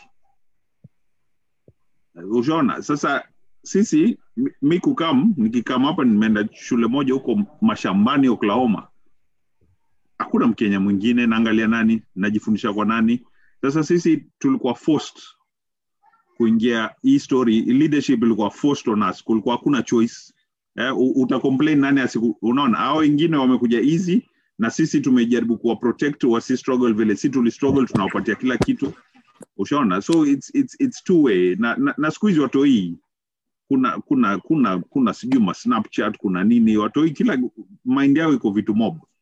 Yeah, zamani kama una simu, kama uchezi ball, hakuna kitu unazungumza na mtu, mnaenda kufanya nini? Ambaye sasa hii mnaweza zungumza na watu 8 at the same time kwa simu moja. So Ali, question. Unaweza umekuja under fire mzee, kuna mapanelists wengine. Ali, ile knowledge uko nayo, mimi mwenyewe first hand, you like mimi nikikamcheza ball, nikacheza ball hapo KC, ukanisport ukaniambiaje unaweza kamcheza ball na sisi. Ukijua mimi ni msee wa Kenya, unajua?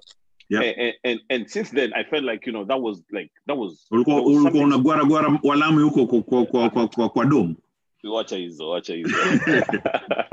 Yeah, lakini sasa kitu najaribu ku tie in ni Kena hapa ametoa points powerful. Umesikia Freddy pia, and these people are talking from a minute level whereby they are running, like let's say in Wichita they've been successful in the structure they've built, like on a very low level, like just their level. So kuna vitu zenye wame dig in just to curate a program whereby ikikam kucheza tona mazili something special about Wichita. Okay, and then when we look at Freddy is also pointing out like, hey, we need to focus on this, like on technology. How are we going to capitalize on technology, not just for soccer, but for the community as a whole?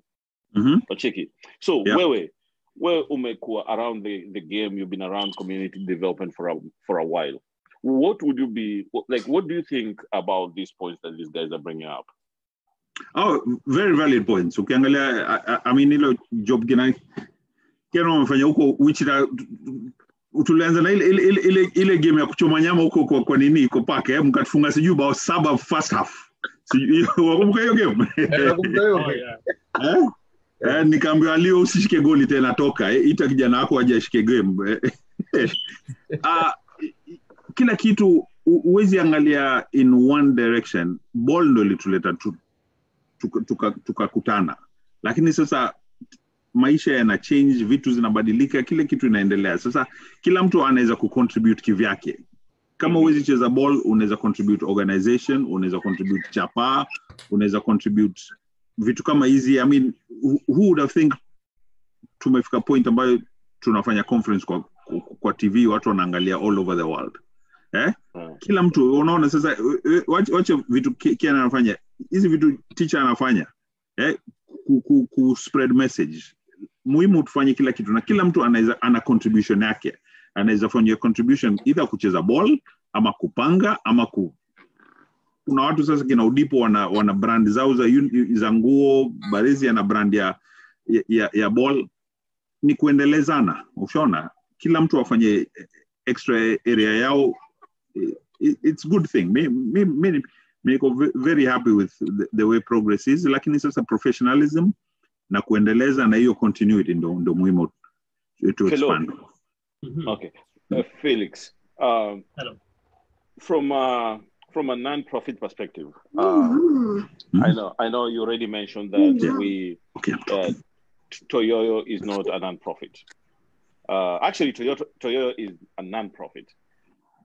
Now, out of that foundation, should we as Toyoyo from state level, kwenye kina Kena wako, kuna Minnesota, kuna Atlanta, kuna St. Louis, all these people, should we help or serve? I'm gonna open it so that, because for me, my focus is more, I want to see community mtaani zina get either, like I want you to tell us if should we be helping them or should we be serving them, and how? What you mean nianze na hiyo kitu make? This is the thing near and dear. You una set up fellow, what you mean ni answer. Sasa hizi niko tasked, sijui nimepewa chairmanship gani ya kufanya an outreach program. Nafikiri tumefika a point where sasa it's automatic, tunakutana huku as a unit. What else can we do? How can we expand? Ukienda Toyoyo ukiangalia just the names of wachezaji, mimi nakumbuka niko hapa hill tunapiga urako unaangalia sidelines unaona AFC kina Taso wako hapo. Alafu unakuja unamit mtu hapa in life na nini. Unaenda wewe angalia hiyo team ya Oklahoma, ukiangalia hiyo lineup, watu wangapi hao walicheza Harambee Stars unaona? Sasa collectively as a unit hapa Camp Toyoyo USA, nafikiri we've done enough. It's not the end to share join, but what is the purpose? What are we going to do next? Unaona? Sasa that's what I'm working on sasa to expand on. Tumeanza na hizo roughly kimchezo. You know, 3 programs ambazo tunataka kuanza as a form of outreach. Ushaona? Umesema it's a not profit. Wacha niweke distinction and nafikiri pia as Wakenya nitaka tuendelee kidogo. Niweke distinction between non-profit and a welfare. Unaona? Non-profit means atufanyi kitu to raise money sisi tujitajirishe, lakini kuna service na kuna time pesa zitatoka. Hamwezi jua how much watu wamespend, sababu ku-organize, mimi nakwambia tusha-organize hapa Kansas City, how many Toyoyos? 2 tulifanya hapa 2009 na 2014 huko. 9 na 14 okay.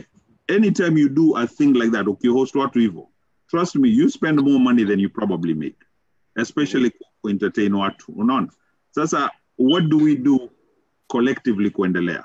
Ushaona? Sasa the 3 things to kick around one day just quickly ni okay, to develop my program kama kuangalia Kenya kuna program. Sasa nafikiri tulianza na just 3 programs ambazo which I'm writing up.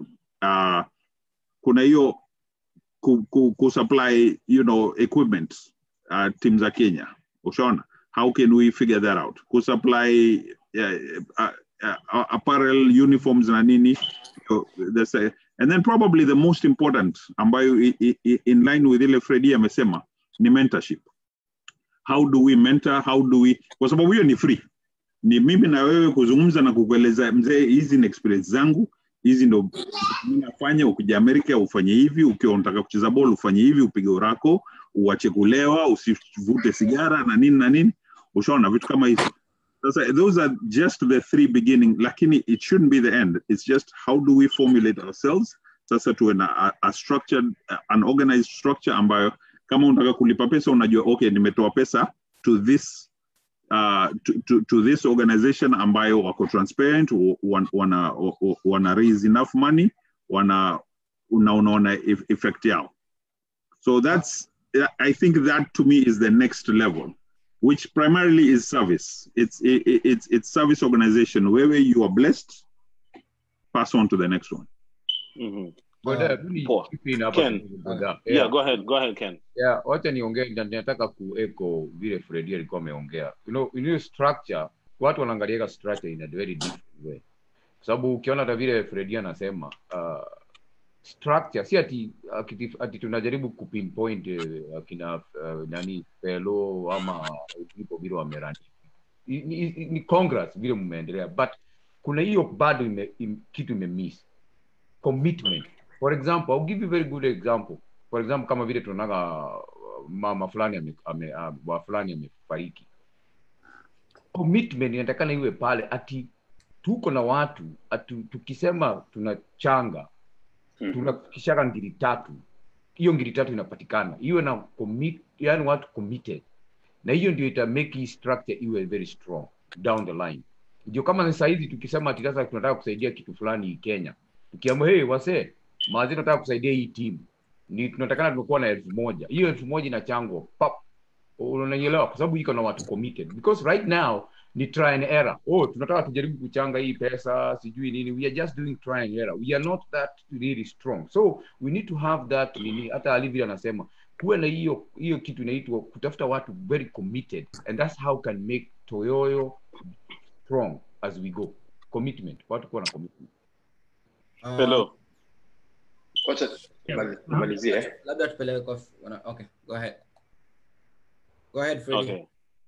Freddy, go ahead. Okay. I think this is just my opinion. Fellow, I think if we run Toyoyo as FIFA, kwa sababu kuna branches, unaelewa? Tuko na sisi watu wa Seattle, tuko na watu wa Wichita, kuna challenges they go through whereby you guys might not know about it. If we run this thing whereby kuwa na annual year organization, tujue hii mwaka tunasaidia place fulani, hii mwaka tunaenda kufanya hii fulani, hii project fulani, itakuwa ni easier. Lakini saa hii unajua tunapata huyo kuna shida hapa Nyeri, tukimaliza hapa Nyeri tunaenda hii place nyingine, haiwezi kuwa the same way tunasaidiana. So let's just focus whereby we can unite each other and be able to have a board whereby we know ikifika hii term huyu anatoka, huyu mwingine anaingia, fellow mnatumenta sisi wadogo tunajua venye tutarani, kwa sababu kuna challenges mob sana sisi wa youth tuna go through, even though tunakaa chini tunasema tunasaidiana Kitoyo, kuna vitu zingine tusaidiani kwa kusema kweli. Timu kama St. Louis, tuko na kina fellow St. Louis, wako na mavijana wa young huko wenye sasa wana go through a lot. Kuna watu hawana place ya kustay, hawana pale pa kuishi, hawana place ya kukula na kile, lakini kuna venye wanasaidia in foundation, those kind of stuff. So if the branches of other state can be there and then rely on Toyoyo to be able to guide us forward in things that can be able to bring us future and be able to succeed, itakuwa ni poa sana. Tusaidieni sisi watu wa young tujuenge, tukijua tukiingia hiyo Toyoyo tunasaidiana vijana wadogo, tuko na duration of time ya kukaa hivi, na hii duration in the goals tuko nazo za kufanya tunasonga mbele. Lakini tukikuwa na duration of time where tujui tunafaa kukuwa hapa for how long, tunafaa kufanya kurani kitu for how long, itakuwa kitu yenye inaendelea kwa generation yetu kwenye tumetoka Kenya. Unaelewa? Fellow, nataka tukikaa hivi chini one day nikikaa na mavijana wangu tunasema hii Toyoyo ilifoundwa na kina Fellow na ndio kitu walikuwa wanafanya, na sasa hivi mavijana kusonga mbele, hii ndio kitu tunafaa kufanya kulingana na vile tulifonyesha na wakubwa wetu. Kina Ali, kwanza nashukuru Ali kwa sababu Ali, I don't think Ali shall miss any Toyoyo. He has always been there most of the time. 2015 mtoi wangu alizaliwa July 3rd, ikabidi nikae hospitali bana, niliumia. Nafikiri nilikuwa Wichita. Yeah. But at the end of the day, niyo effort tunakuga nao, unakam, unapiga picha, even though kuna sola moto unakuchapa, you're still there. Tupatieni information, tupatieni structure. Kuanzia kama mnairan kama presidency, tuichukulie as a bigger picture, tusichukulie tuko US manzi, tusisahau tuko US. To run bigger than the way we run things in Kenya. Yeah. To use all the resources we have here. Imagine hapa saa hii hakuna mchezaji anazalala njaa. Mtaani tuko mpaka unakuwa na shida ya kunini, shida ya kutafuta boots ya kucheza bola. Hapo huwezi kosa hiyo. Tutumie hii structure tuko nayo, tusaidiane, tutafute way forward. Toyoyo ikuwe bigger than anything else we can ever believe in, man. That's what it is, man. That's all. Na hiyo ni forward insight poa sana maana. Hiyo for something to move on tunataka nini kama hizi. Na unajua kama vile kuna ametumia idea moja hapo sana msemaji. Kuna time ile mnataka kufanya kitu alafu mnaangalia around unashindwa okay. Tutafanyaje mtu akuje achukue something ipeleke another level without politicize the whole thing. So una get mnaangalia kama saizi already tunaanza kuangalia watu wale wa young wanakama hapo. Mtu kama Freddy, wewe ni mtu unaweza peleka hiyo leo somewhere, yani mali kila mtu anaangalia hii something inafaida hii direction. Na hiyo just vile unaangalia around unaona hakuna mtu anakama hapo. Ule ana challenge watu wa young wale wana challenge, wanawaambia okay, tunaona hivi ndio sisi tunaona, other than watu wanasema bana Toyoyo iko hivi na hivi, lakini kuja na idea, weka ideas on the table, watu washaizo idea, maana it's not about me. Toyoyo si about me. Toyoyo si about Ali. Toyoyo si about Freddy. Toyoyo ni the entire population, nasema the entire community wa Kenya hapa diaspora. Lakini watu wengine waangalia Toyoyo ni kama one-legged horse. Toyoyo si one-legged horse. Toyoyo ni sisi wote. Na hizo ni zako Frida, pia ni valuable points tunafaa tunazipatia nini ya bigger perspective on how do we move forward. Hiyo ni important sana. Thanks. Okay, Mieso nakupea mic. Kuna swali imekuja hapa. Jamaa anasema ati anasema ati kuna vision but participation is the biggest problem. Anasema Kenya DSO ilikuwa na vision but participation imekuwa a bigger problem. So from management perspective niulize Kenny swali. How do you handle the challenge ya kuwa na lack of participation? At first let me say this, mbeleni ilikuwa a little bit difficult kuwa na participation, but this is what we did. What we did ni kutafuta watu committed. That's what we did. Na tukaform up, mimi kama saizi we have a group that tumeform up. We are almost like 59 people. Kwa kuwa na hii structure ya kwamba when this happens, if tutakuwa tunatoa hii pesa. Tukifanya hivi, tunafanya hivi, tunatoa hivi pesa. But challenge kubwa sana na nitarudi tu back kidogo, ndio ilikuwa ni mambo ya tribal na hapa na pala, but that one now is a gone case. But again, kama sisi kama leaders, unatakana uwe humble. Usiwe ati ya kwamba ati unataka tu kubulldoze kila kitu. Unaiweka diverse. Unaelewa? Sasa kama ni ile group tuko nao, vile na Fredia anasema. Hata saizi leo nikisema nimetoka hiyo, mimi sio president. Already kulikuwa kuna vijana, kuna nini, they see how we roll on it. We are part of your group.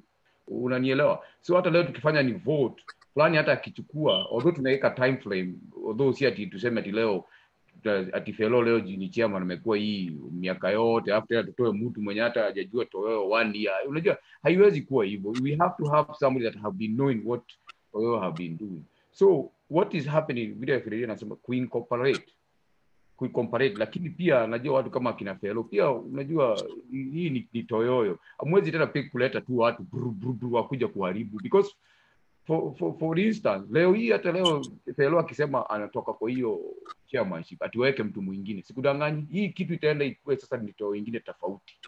It's not gonna hata iwe Toyoyo completely.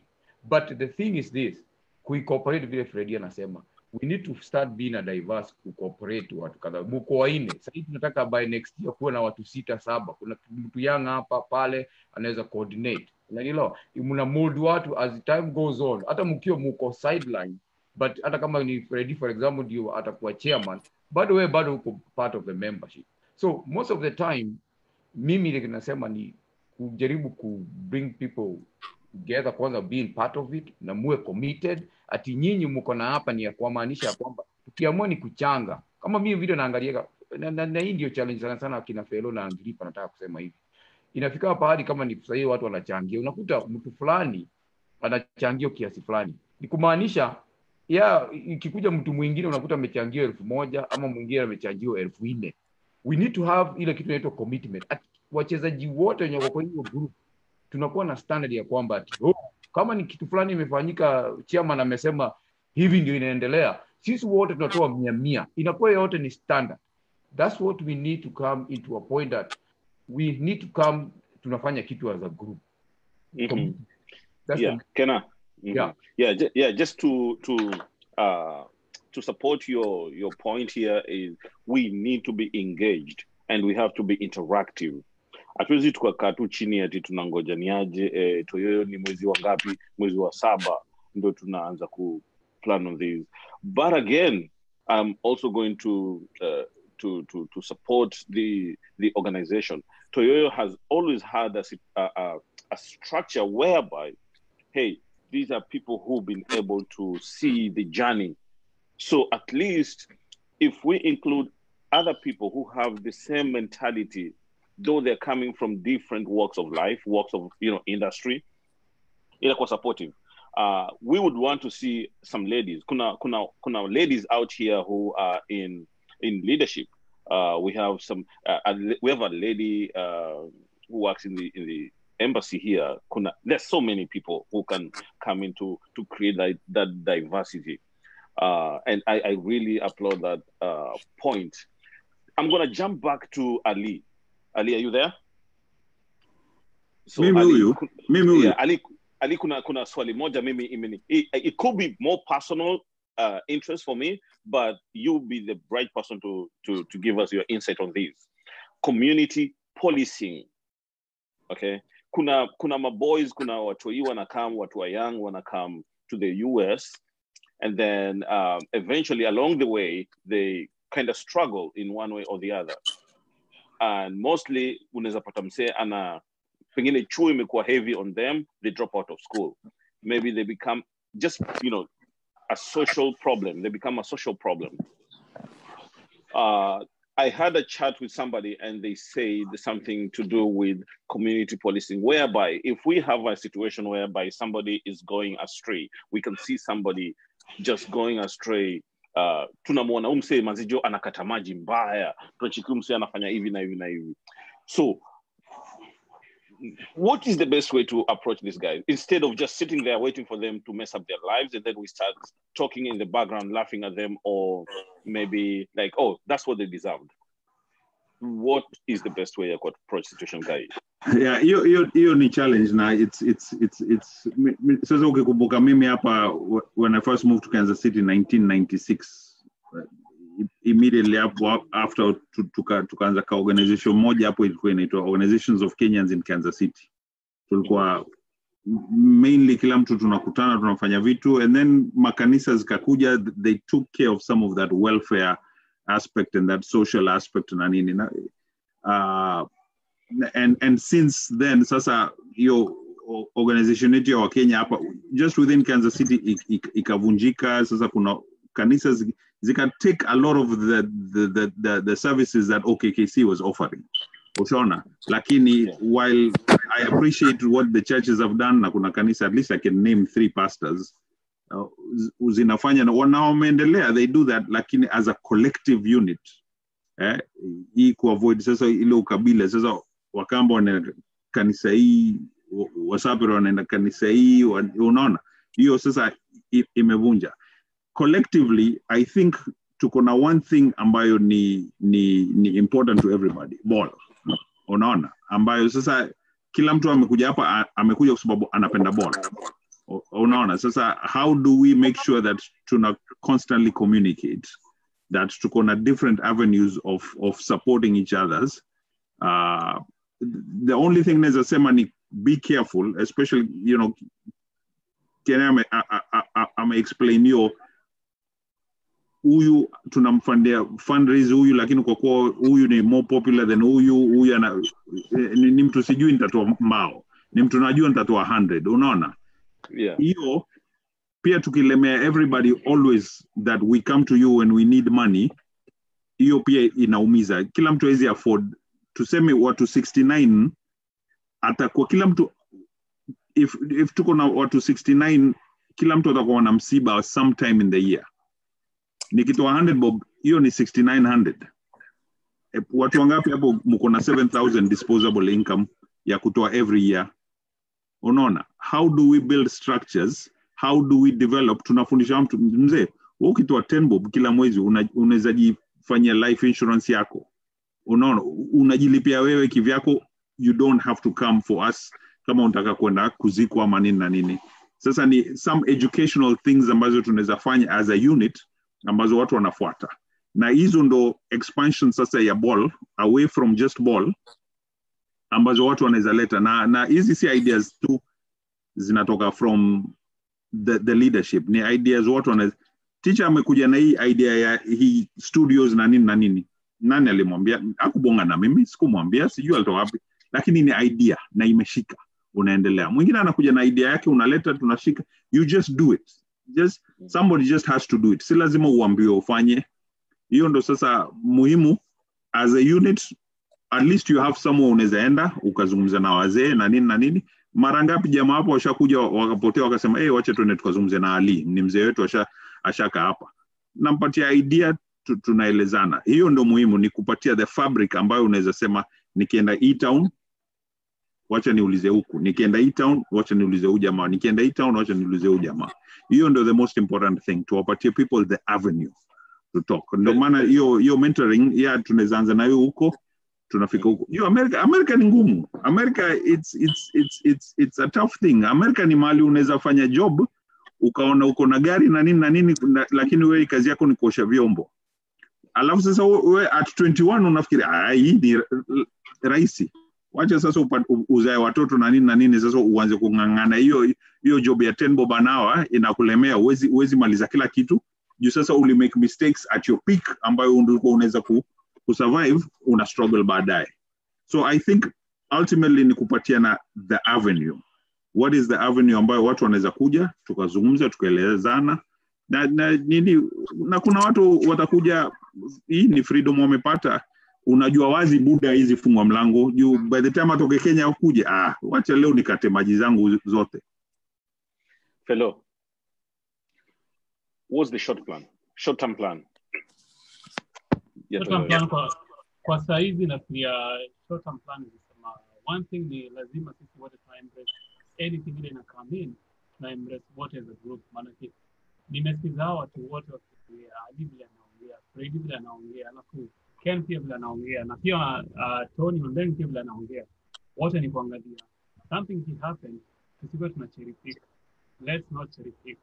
Tunaiangalia, alafu another thing Ali amesema ametoa a very very good point, ni tuangalie njia gani ile tunaweza fanya ku avoid hizo vitu. Kama ni hiyo way of insurance, tunaangalia insurance na kitu gani. Na vingine pia tuna educate na sisi wenyewe kwa wenyewe, tunaangalia okay, something kama hiki ina happen, tunaweza fanyaje? Unauliza tu mtu question tu rahisi, ni uko na insurance, uko na kitu hii, maana ke something can happen, usikuje tena ku exhaust members hapa hivi, nataka hivi na hivi. So tukianza hiyo kiwa mapema itatusaidia in the long run. Maana ke hakuna haja mimi kiwa na kitu hivi nikimbie, hadi akiwa nayo atukimbilie, Freddy akiwa nayo akimbie, Kena kuje utaexhaust our members wataanza kutoroka. Na hiyo ndio hiyo kitu, hiyo short plan ndio hiyo, lazima tuangalie kiwa ya hizi vitu.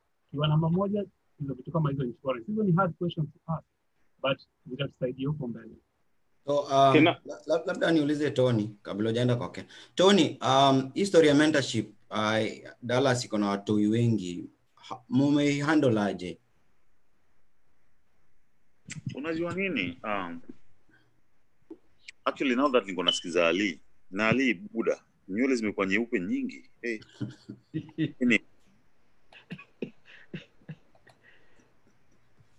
Unajua nini? Si tukianza, tukiwa Dallas, unakuja kwa kiwanja, unaona watu wadonyo wanakam, and then unaenda home. You know? Then the next day unakam, unaenda home. Alafu somebody somewhere anakupigia simu anakuambia, "Hey buda, yenye ule kijana ule jamaa alikuwa anaishi na yeye amesema amuwezi tena. So ana need to move. Unaweza mtafutie mahali pa kukaa." Unajua hapo pale ilianza. Unajua unaanza kushindwa, ulikujaje Amerika? Ati ni uncle yangu alipatiana whatever inaitwaje, kitu ya bank support statement, akakam na amekaa. So to do okay, enda kwa warehouse wazifanya job 1 2 3 1 2 3. Anyway, ikatu build up, tukaanza kufikiria unajua nini tutawamenta aje. Number 1, Fellow alisema hii story nataka kurudia. Unaingia shule na utoki shule. Ingia shule ukae shule. International students tunapataga pesa zetu ni mob. Tunalipa pesa mingi kushinda watu hapa. So atalipaje hiyo do? Tunajijua. Lazima uende job, ulipe shule. So the only thing tunaweza fanya nini ni kupatia space, ka room, ukuje ukae kwa room yangu, ulale, ulipi chochote, but lazima uende job. You have to go to work, ni ulipe school fees yako. So tunaanza hivyo, tulianza mentorship ndogo, vijana wadogo hapa tumwangojea, wameishi na sisi. Unajua room moja unampatia, anakaa, anaendelea pole, alafu anainuka. So that's what we did. So labda follow up na mambo ya state, mumewaka aje na embassy ya Kenya, kusaidia wa Kenya? Niliona sometime they used to come to your events. Yeah. Okay, hiyo ni a little different. Na sijui Fellow atasemaje, but the Fellow tutakuingilia, guest tutakuingilia the whole day today. Sisi kama DSO, tulijaribu kung'ang'ana, under chairmanship ya huyu fala yuko hapo kwa hii panel aitwa Agripa Nyanje. Na watu wa Washington tunapiga story, unaelewa? Tukajua mtu 1 2 3. Alafu una organization yetu vile ilijiregister, tukatuma barua officially. Na baadaye zingine siku wakati I guess tunachanganyikiwa, but kufuata rules tulitumia embassy yetu, tukawapatia barua yetu, tukawaambia sisi tunaitwa DSO na sisi ndiye hawa. Barua ya kwanza tulipotuma, because tunafanya vitu mob, sisi ball peke yake tunafanya mpaka bake. Barua ya first tulipotuma, team ya first ilipokuja KCB, madem walipatiwa visa wote for some reason, just because tumejiintroduce na kwa embassy, tukawaambia sisi tunafanya hivi, tukawatumia mapicha, tukawapatia kila kitu si ufanya. Walikam bila tabu. Team ya pili next year ikakam bila noma, walipatiwa visa wote. Unaenda kwa DSO, walipatiwa visa. So I'm thinking the same thing na Toyoyo. I'm thinking Toyoyo has that wako na hiyo nguvu ya kuandika barua kualika watu hapa. Unaelewa? Difference iko wapi? Teacher George haraka. Difference iko wapi? Wakija hapa wanaishi vipi? Tunawasaidia kama Wakenya. Sisi tulipo organize the first time, tulipiga story na kila mtu. Nani yako wapi? Ako na nyumba, iko na room ngapi? Anaweza host nani? For how long? Tulifanya homework yetu yote. By the time watu wanafika hapa, walikuwa comfortable vividly. Watu wasikuje tu hapa Amerika, alafu unamwachilia because ametoka Kenya. Atachanganyikiwa na maisha. That's it. Umeleta point poa sana. Nirudi kwa Fellow. Team za madem, have you at any point mmejaribu kuorganize tournament ya madem? Wamewahi participate or just talk about the girl child kwa tournament ya Camp Toyoyo?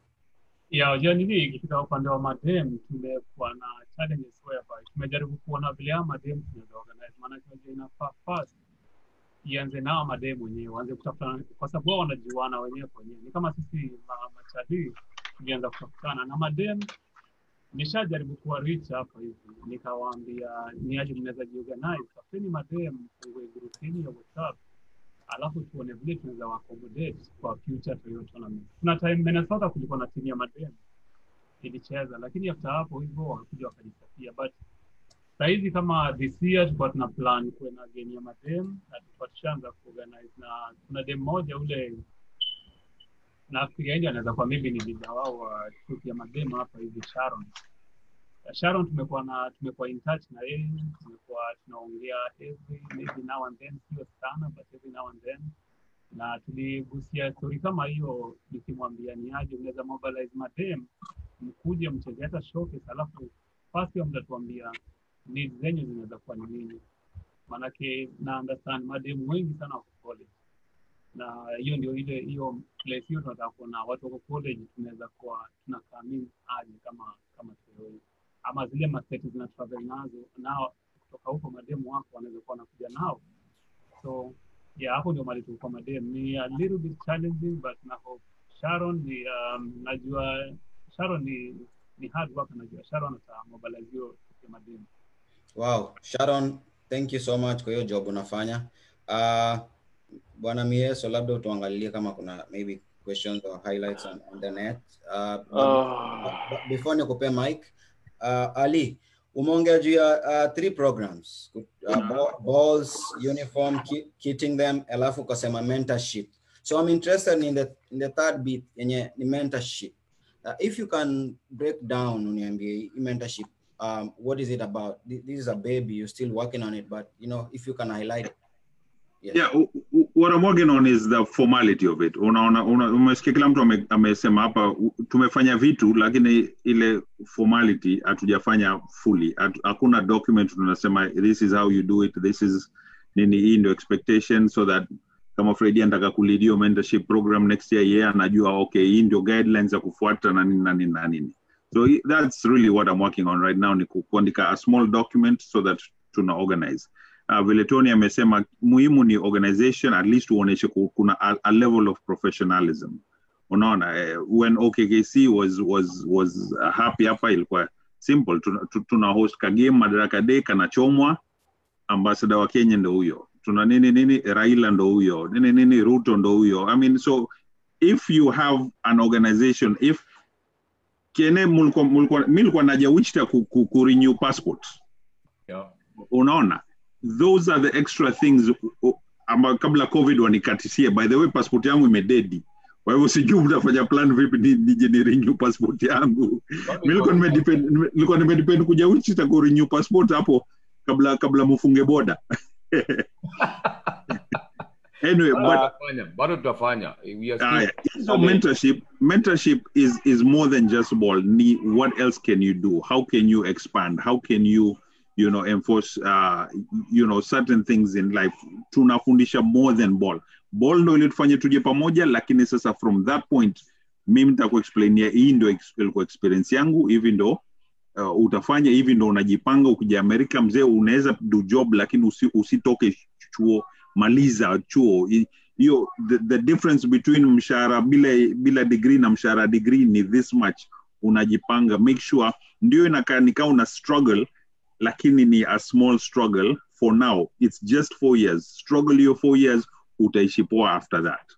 Unaona? Sasa it's how do we get watu wanaweza kuexplain wengine, na it's voluntary, sio na ni kitu free, si lazima tulipe, lakini sasa tunaelezana. Mimi nimezungumza na huyu, uko na interest in broadcast journalism, wacha nikuconnect na huyu jamaa atakueleza more this. Uko na interest in IT na nini, wacha nizungumze na huyu jamaa, tuko na mtu guaranteed. Tukifanya tumoja tuandike tu Toyoyo kuna watu gani, resume zao ni nini, uko na interest na biashara, huyu ni mtu amefungua biashara yake hapa nini na nini, hivi ndo kunaendelea. It's coming up with a structure ambayo ita expand. Kwanza it's to teach watoto kusema okay, jipange hivi, by the time you turn 16 ikiwa unataka kuwa na scholarship kuja America, make sure umefanya hivi, make sure grades zako umeziweka hivi, make sure umefanya highlights, umetuma nini. From that point on, na ukishafika hapa, this is how unaendelea. So it's coming up with a structure ambayo ita expand. Initially it's a small step tuanze sasa, but vile mmesikia the whole 2 hours sasa, kila mtu anasema nini. What's important sasa ni kwa structure. Tushacheza ball, enjoy, pick, kuna a following over the last 10 years, 10, 11, 12 years. What is the next step?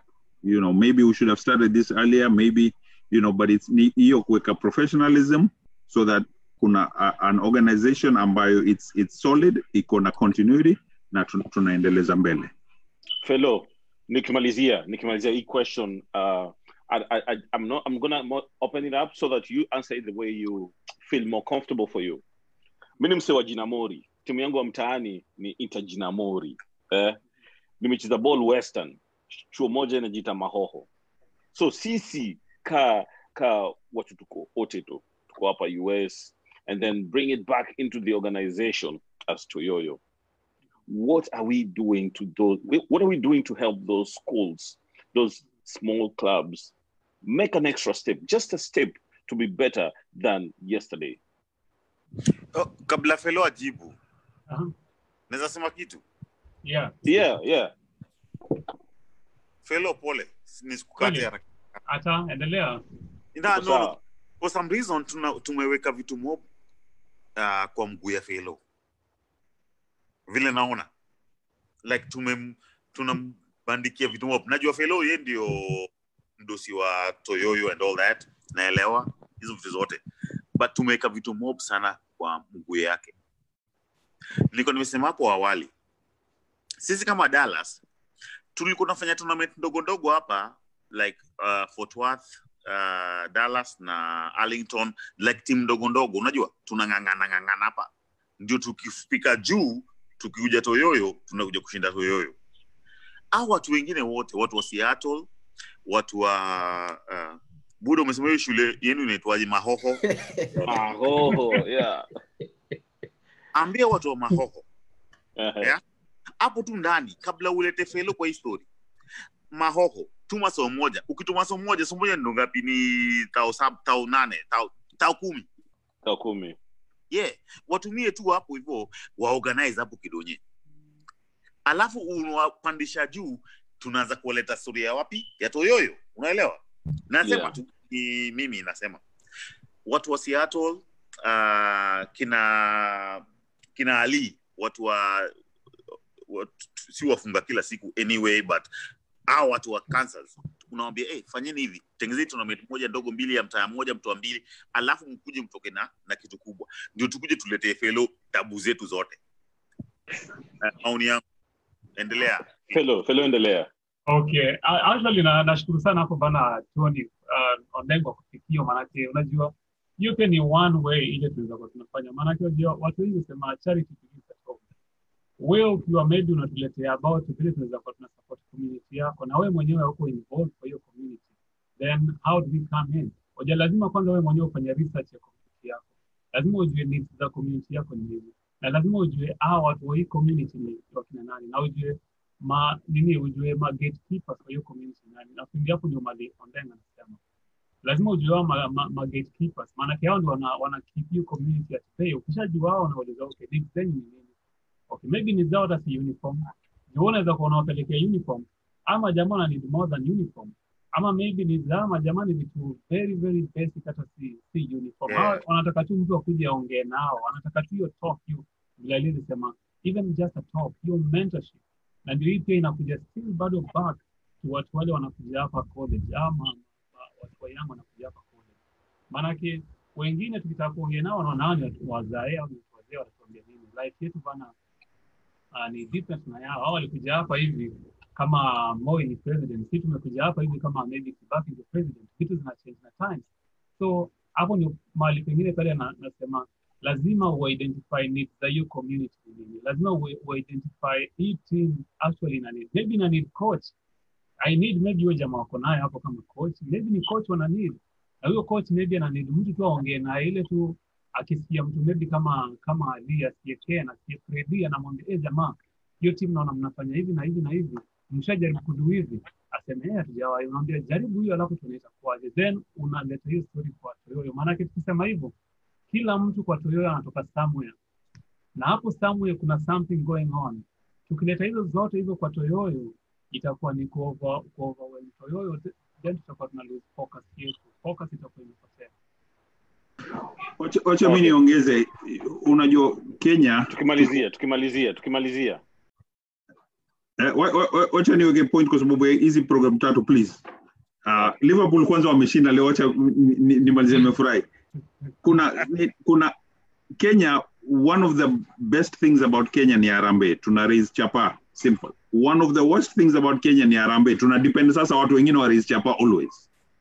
Ushaona, na hizi program tunaanza hapa Toyoyo, I think Toyoyo isiangaliwe just as a charity, iangaliwe as an organization ambayo inaweza develop vitu zingine. Sasa for instance tumeanza hiyo program, hiyo timu ya Mahoho. Sasa one of the things tunaanza is not only hizo program tatu ya ball, one tunaendeleza one of our own, akona hiyo brand ya ball Baresi, si kitu nini, mtu wewe ukitoa ball mbili mtu mwingine atoe ball mbili, zinanuliwa huku mwenye brand ya ball ana nini. At some point tunaombea mzee, ndio najua ball unauza 25 bob kwa sababu ya hii nini yetu tuuzie 15, wewe unapata kati yako, unaona hiyo sasa ni contribution yake, lakini tunaendeleza hiyo Mahoho. Mukidecide nini and then mzungumze na Odipo, ikiwa kila city in town hapa wakidecide tutasponsor one school with a set of uniforms, tumeendeleza Odipo na hiyo city yako imedecide donation yetu itaenda to Mahoho High School, wamepata set ya uniform huko, na yeye ana develop. At some point Odipo tuna put pressure on Odipo, na yeye Odipo for every 10 uniforms wewe sasa figure out how to add 2 more uniforms ziende somewhere else. Unaona, hiyo ndo sasa tunaendeleza. Alafu hiyo mentorship sasa it's more than just kudevelop ni kupangana wenyewe. At some point sasa maybe tunaongeza another program, coaches. Unajua kuna Wakenya wangapi wana coach ball huko America, wako na access to scholarships, wako na access to nini.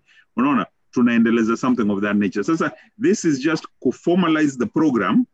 Tuna formalize with 3 small programs, alafu tuna expand hizo programs, tunaendelea mbele, so that Toyoyo is not necessarily a bank ama a welfare ama a charity. Toyoyo is a structure ambayo ukiwa unataka okay, how do I do this, kuja hapa zungumza na hawa jamaa, tuanze committee nyingine, huyu jamaa ndio atalead hiyo. Unaona, fellow ashafanya kazi yake, Agrippa ashafanya kazi yake, washa organize, washatufikisha hapa. Who will take on and take on the next one?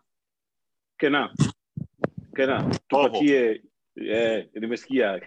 Kena hebu tupatie your parting shot. Your mic. Can't hear you. Sawa umesikia.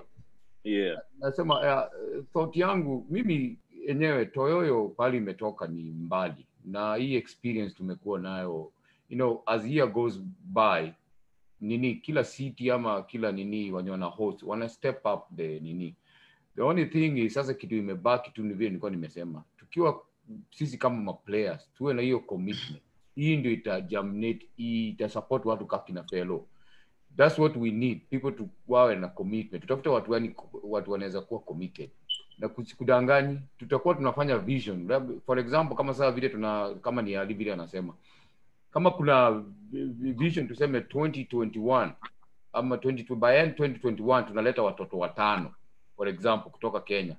Tutakuwa tunachanga pesa vizuri by 2021 hao vijana 5 wanakuja because tuko na watu committed. But kama hatuna watu committed, tunadilai tu na kujaribu kufanya itakuwa tuko sheki. Na hata Ali before uingia hapa nikasema, hebu imagine 60 years to come. Wewe utakuwa uko wapi 60 years to come? Utakuwa labda usha go kitambo, right? Lakini sasa kama mimi nimetoka jeans ndaishi mpaka 120 70 hapo wewe. Unasema lakini lazima ama uone kama mtu kama Anto labda anaona mandevu sasa, huyu hata atakuwa hako hapa, atakuwa ameishi, hatakuwa anasema ati sijui atakuwa anatuchapa. Sasa hizi hapa ndio tutakuwa tunachapaka Dallas kwa sababu ya lishe, lakini we need to have something that will flow. Hiyo structure iwe ina flow fellow. Hiyo ndio challenge yenye tutakuwa nayo. We need to have something that will flow years to come. That's why hizo policy Ali kaa chini, hiyo policy ziandike vizuri. Hata kama ni kusaini hizo vitu watoto wataendelea hiyo kitu. Why na structure poa. Anto. Yeah. Anto, tupe your parting shot buddy. Mimi? Yeah. Mimi ningependa tu number 1, thank you. Asanteni sana na Teacher George, asante sana kwa kufanya hii forum because inatuchanua pole. So kitu naweza sema nini? Ni sawa, tunafanya hizi vitu zote, tumeweka vitu mob sana kwa mguu ya fellow Ali ni mzai na vile naona nywele zake atadai tu soon. Kama tunaweza anza mdogo hapo chini to mentor watu wadonye, because kitu fani ni nini atuelewi sisi ambao kama wazazi wa Kikenya na watoto wetu wanacheza ball, tusitoke kwa system, turudi kwa system, to support Toyoyo, to support vitu ndogo kama hizi. Mshi wangu alikuwa ananiambia mshi wangu the last 2 Toyoyos tumekuja na mshi akaniambia so kina Bradley like watoto wa dada zake wanacheza hizi game wa grow wakicheza game ya Kikenya ball na itawalipia shule. By the way kitu fani nini wakiwa wa deadly ball watalipiwa shule. So let's just grow this up, tungangane na kila mtu akue kama Dallas, kama tunaweza kuwa kama Dallas because Dallas ni machampe na tutakuwa tunaendelea champe for the next I think 3-4 years maybe tutakuwa wa deadly, but tuendelee na maisha. Lakini sasa unajua kuna timu inakam kutoka Florida. No. I'm telling you man. Tushafunga kila mtu so we are good. Okay.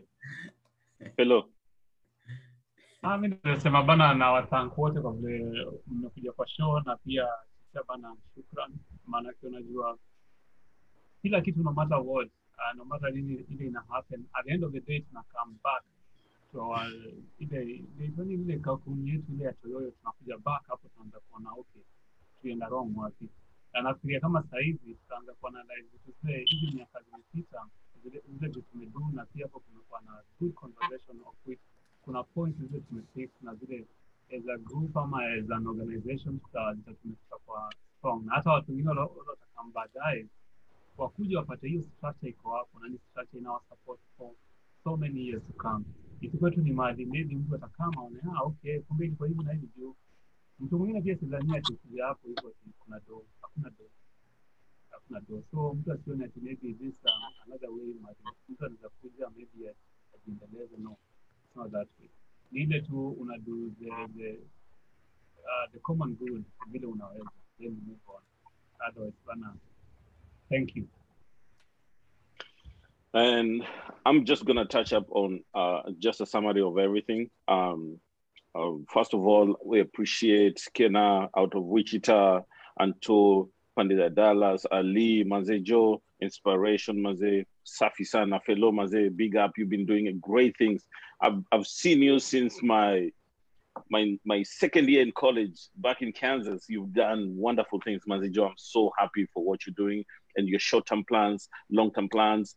We have a lot on the table that Toyoyo need to address, and we're gonna keep on talking about this, especially vitu kama disaster sahi, tuko na COVID-19, atujui kuna Wakenya wenye wana struggle where and where. So all these things, we still have a lot of things to touch on. But in summary, Maze, we do appreciate teacher Maze, shukrani sana Jo kwa kutu have. We have a lot of discussion, a lot of stuff to talk about. Watukaa kina Udipo, Agripa, Kadoch, Maze mmeponea sana Maze. Tungewapata leo. Maze Jo, shukrani Jo. Over to you teacher Maze. Thanks. Shukrani sana kwa wageni wa siku Manze, asanteni sana for taking time out of your busy schedules to come here and kutupea light mwanga. Alafu fellow, asante sana kwa for whatever you do to the community. Thank you so much. Kwa sababu you worked so hard to make it happen. That is why we have this conversation. So going forward, I think nimechukua one word: unity. We are stronger together, so let's keep working together. Watu wa Dallas, asanteni sana. Our viewers on Facebook, when you wameshare feed, when you wameandika maswali, we didn't get a chance to look at the questions today, but I think wageni wangu mkiwa na time mtaenda pale, kama kuna swali umeulizwa unaweza jibu pale. Fundi wangu wa mitambo Justin Makori, our sponsors Kenya DSO, WB Insurance, Kombora, OA, the entire board ya Camp Toyoyo, KDSO TV, Kenya DSO, everybody that has made this show a success today. Thank you so much. So see you next week, same time. Jina langu ni Teacher G for KDSO TV, Camp Toyoyo USA, Kenya. Bye bye. Bye bye. Shukran. Shukran. Cheers.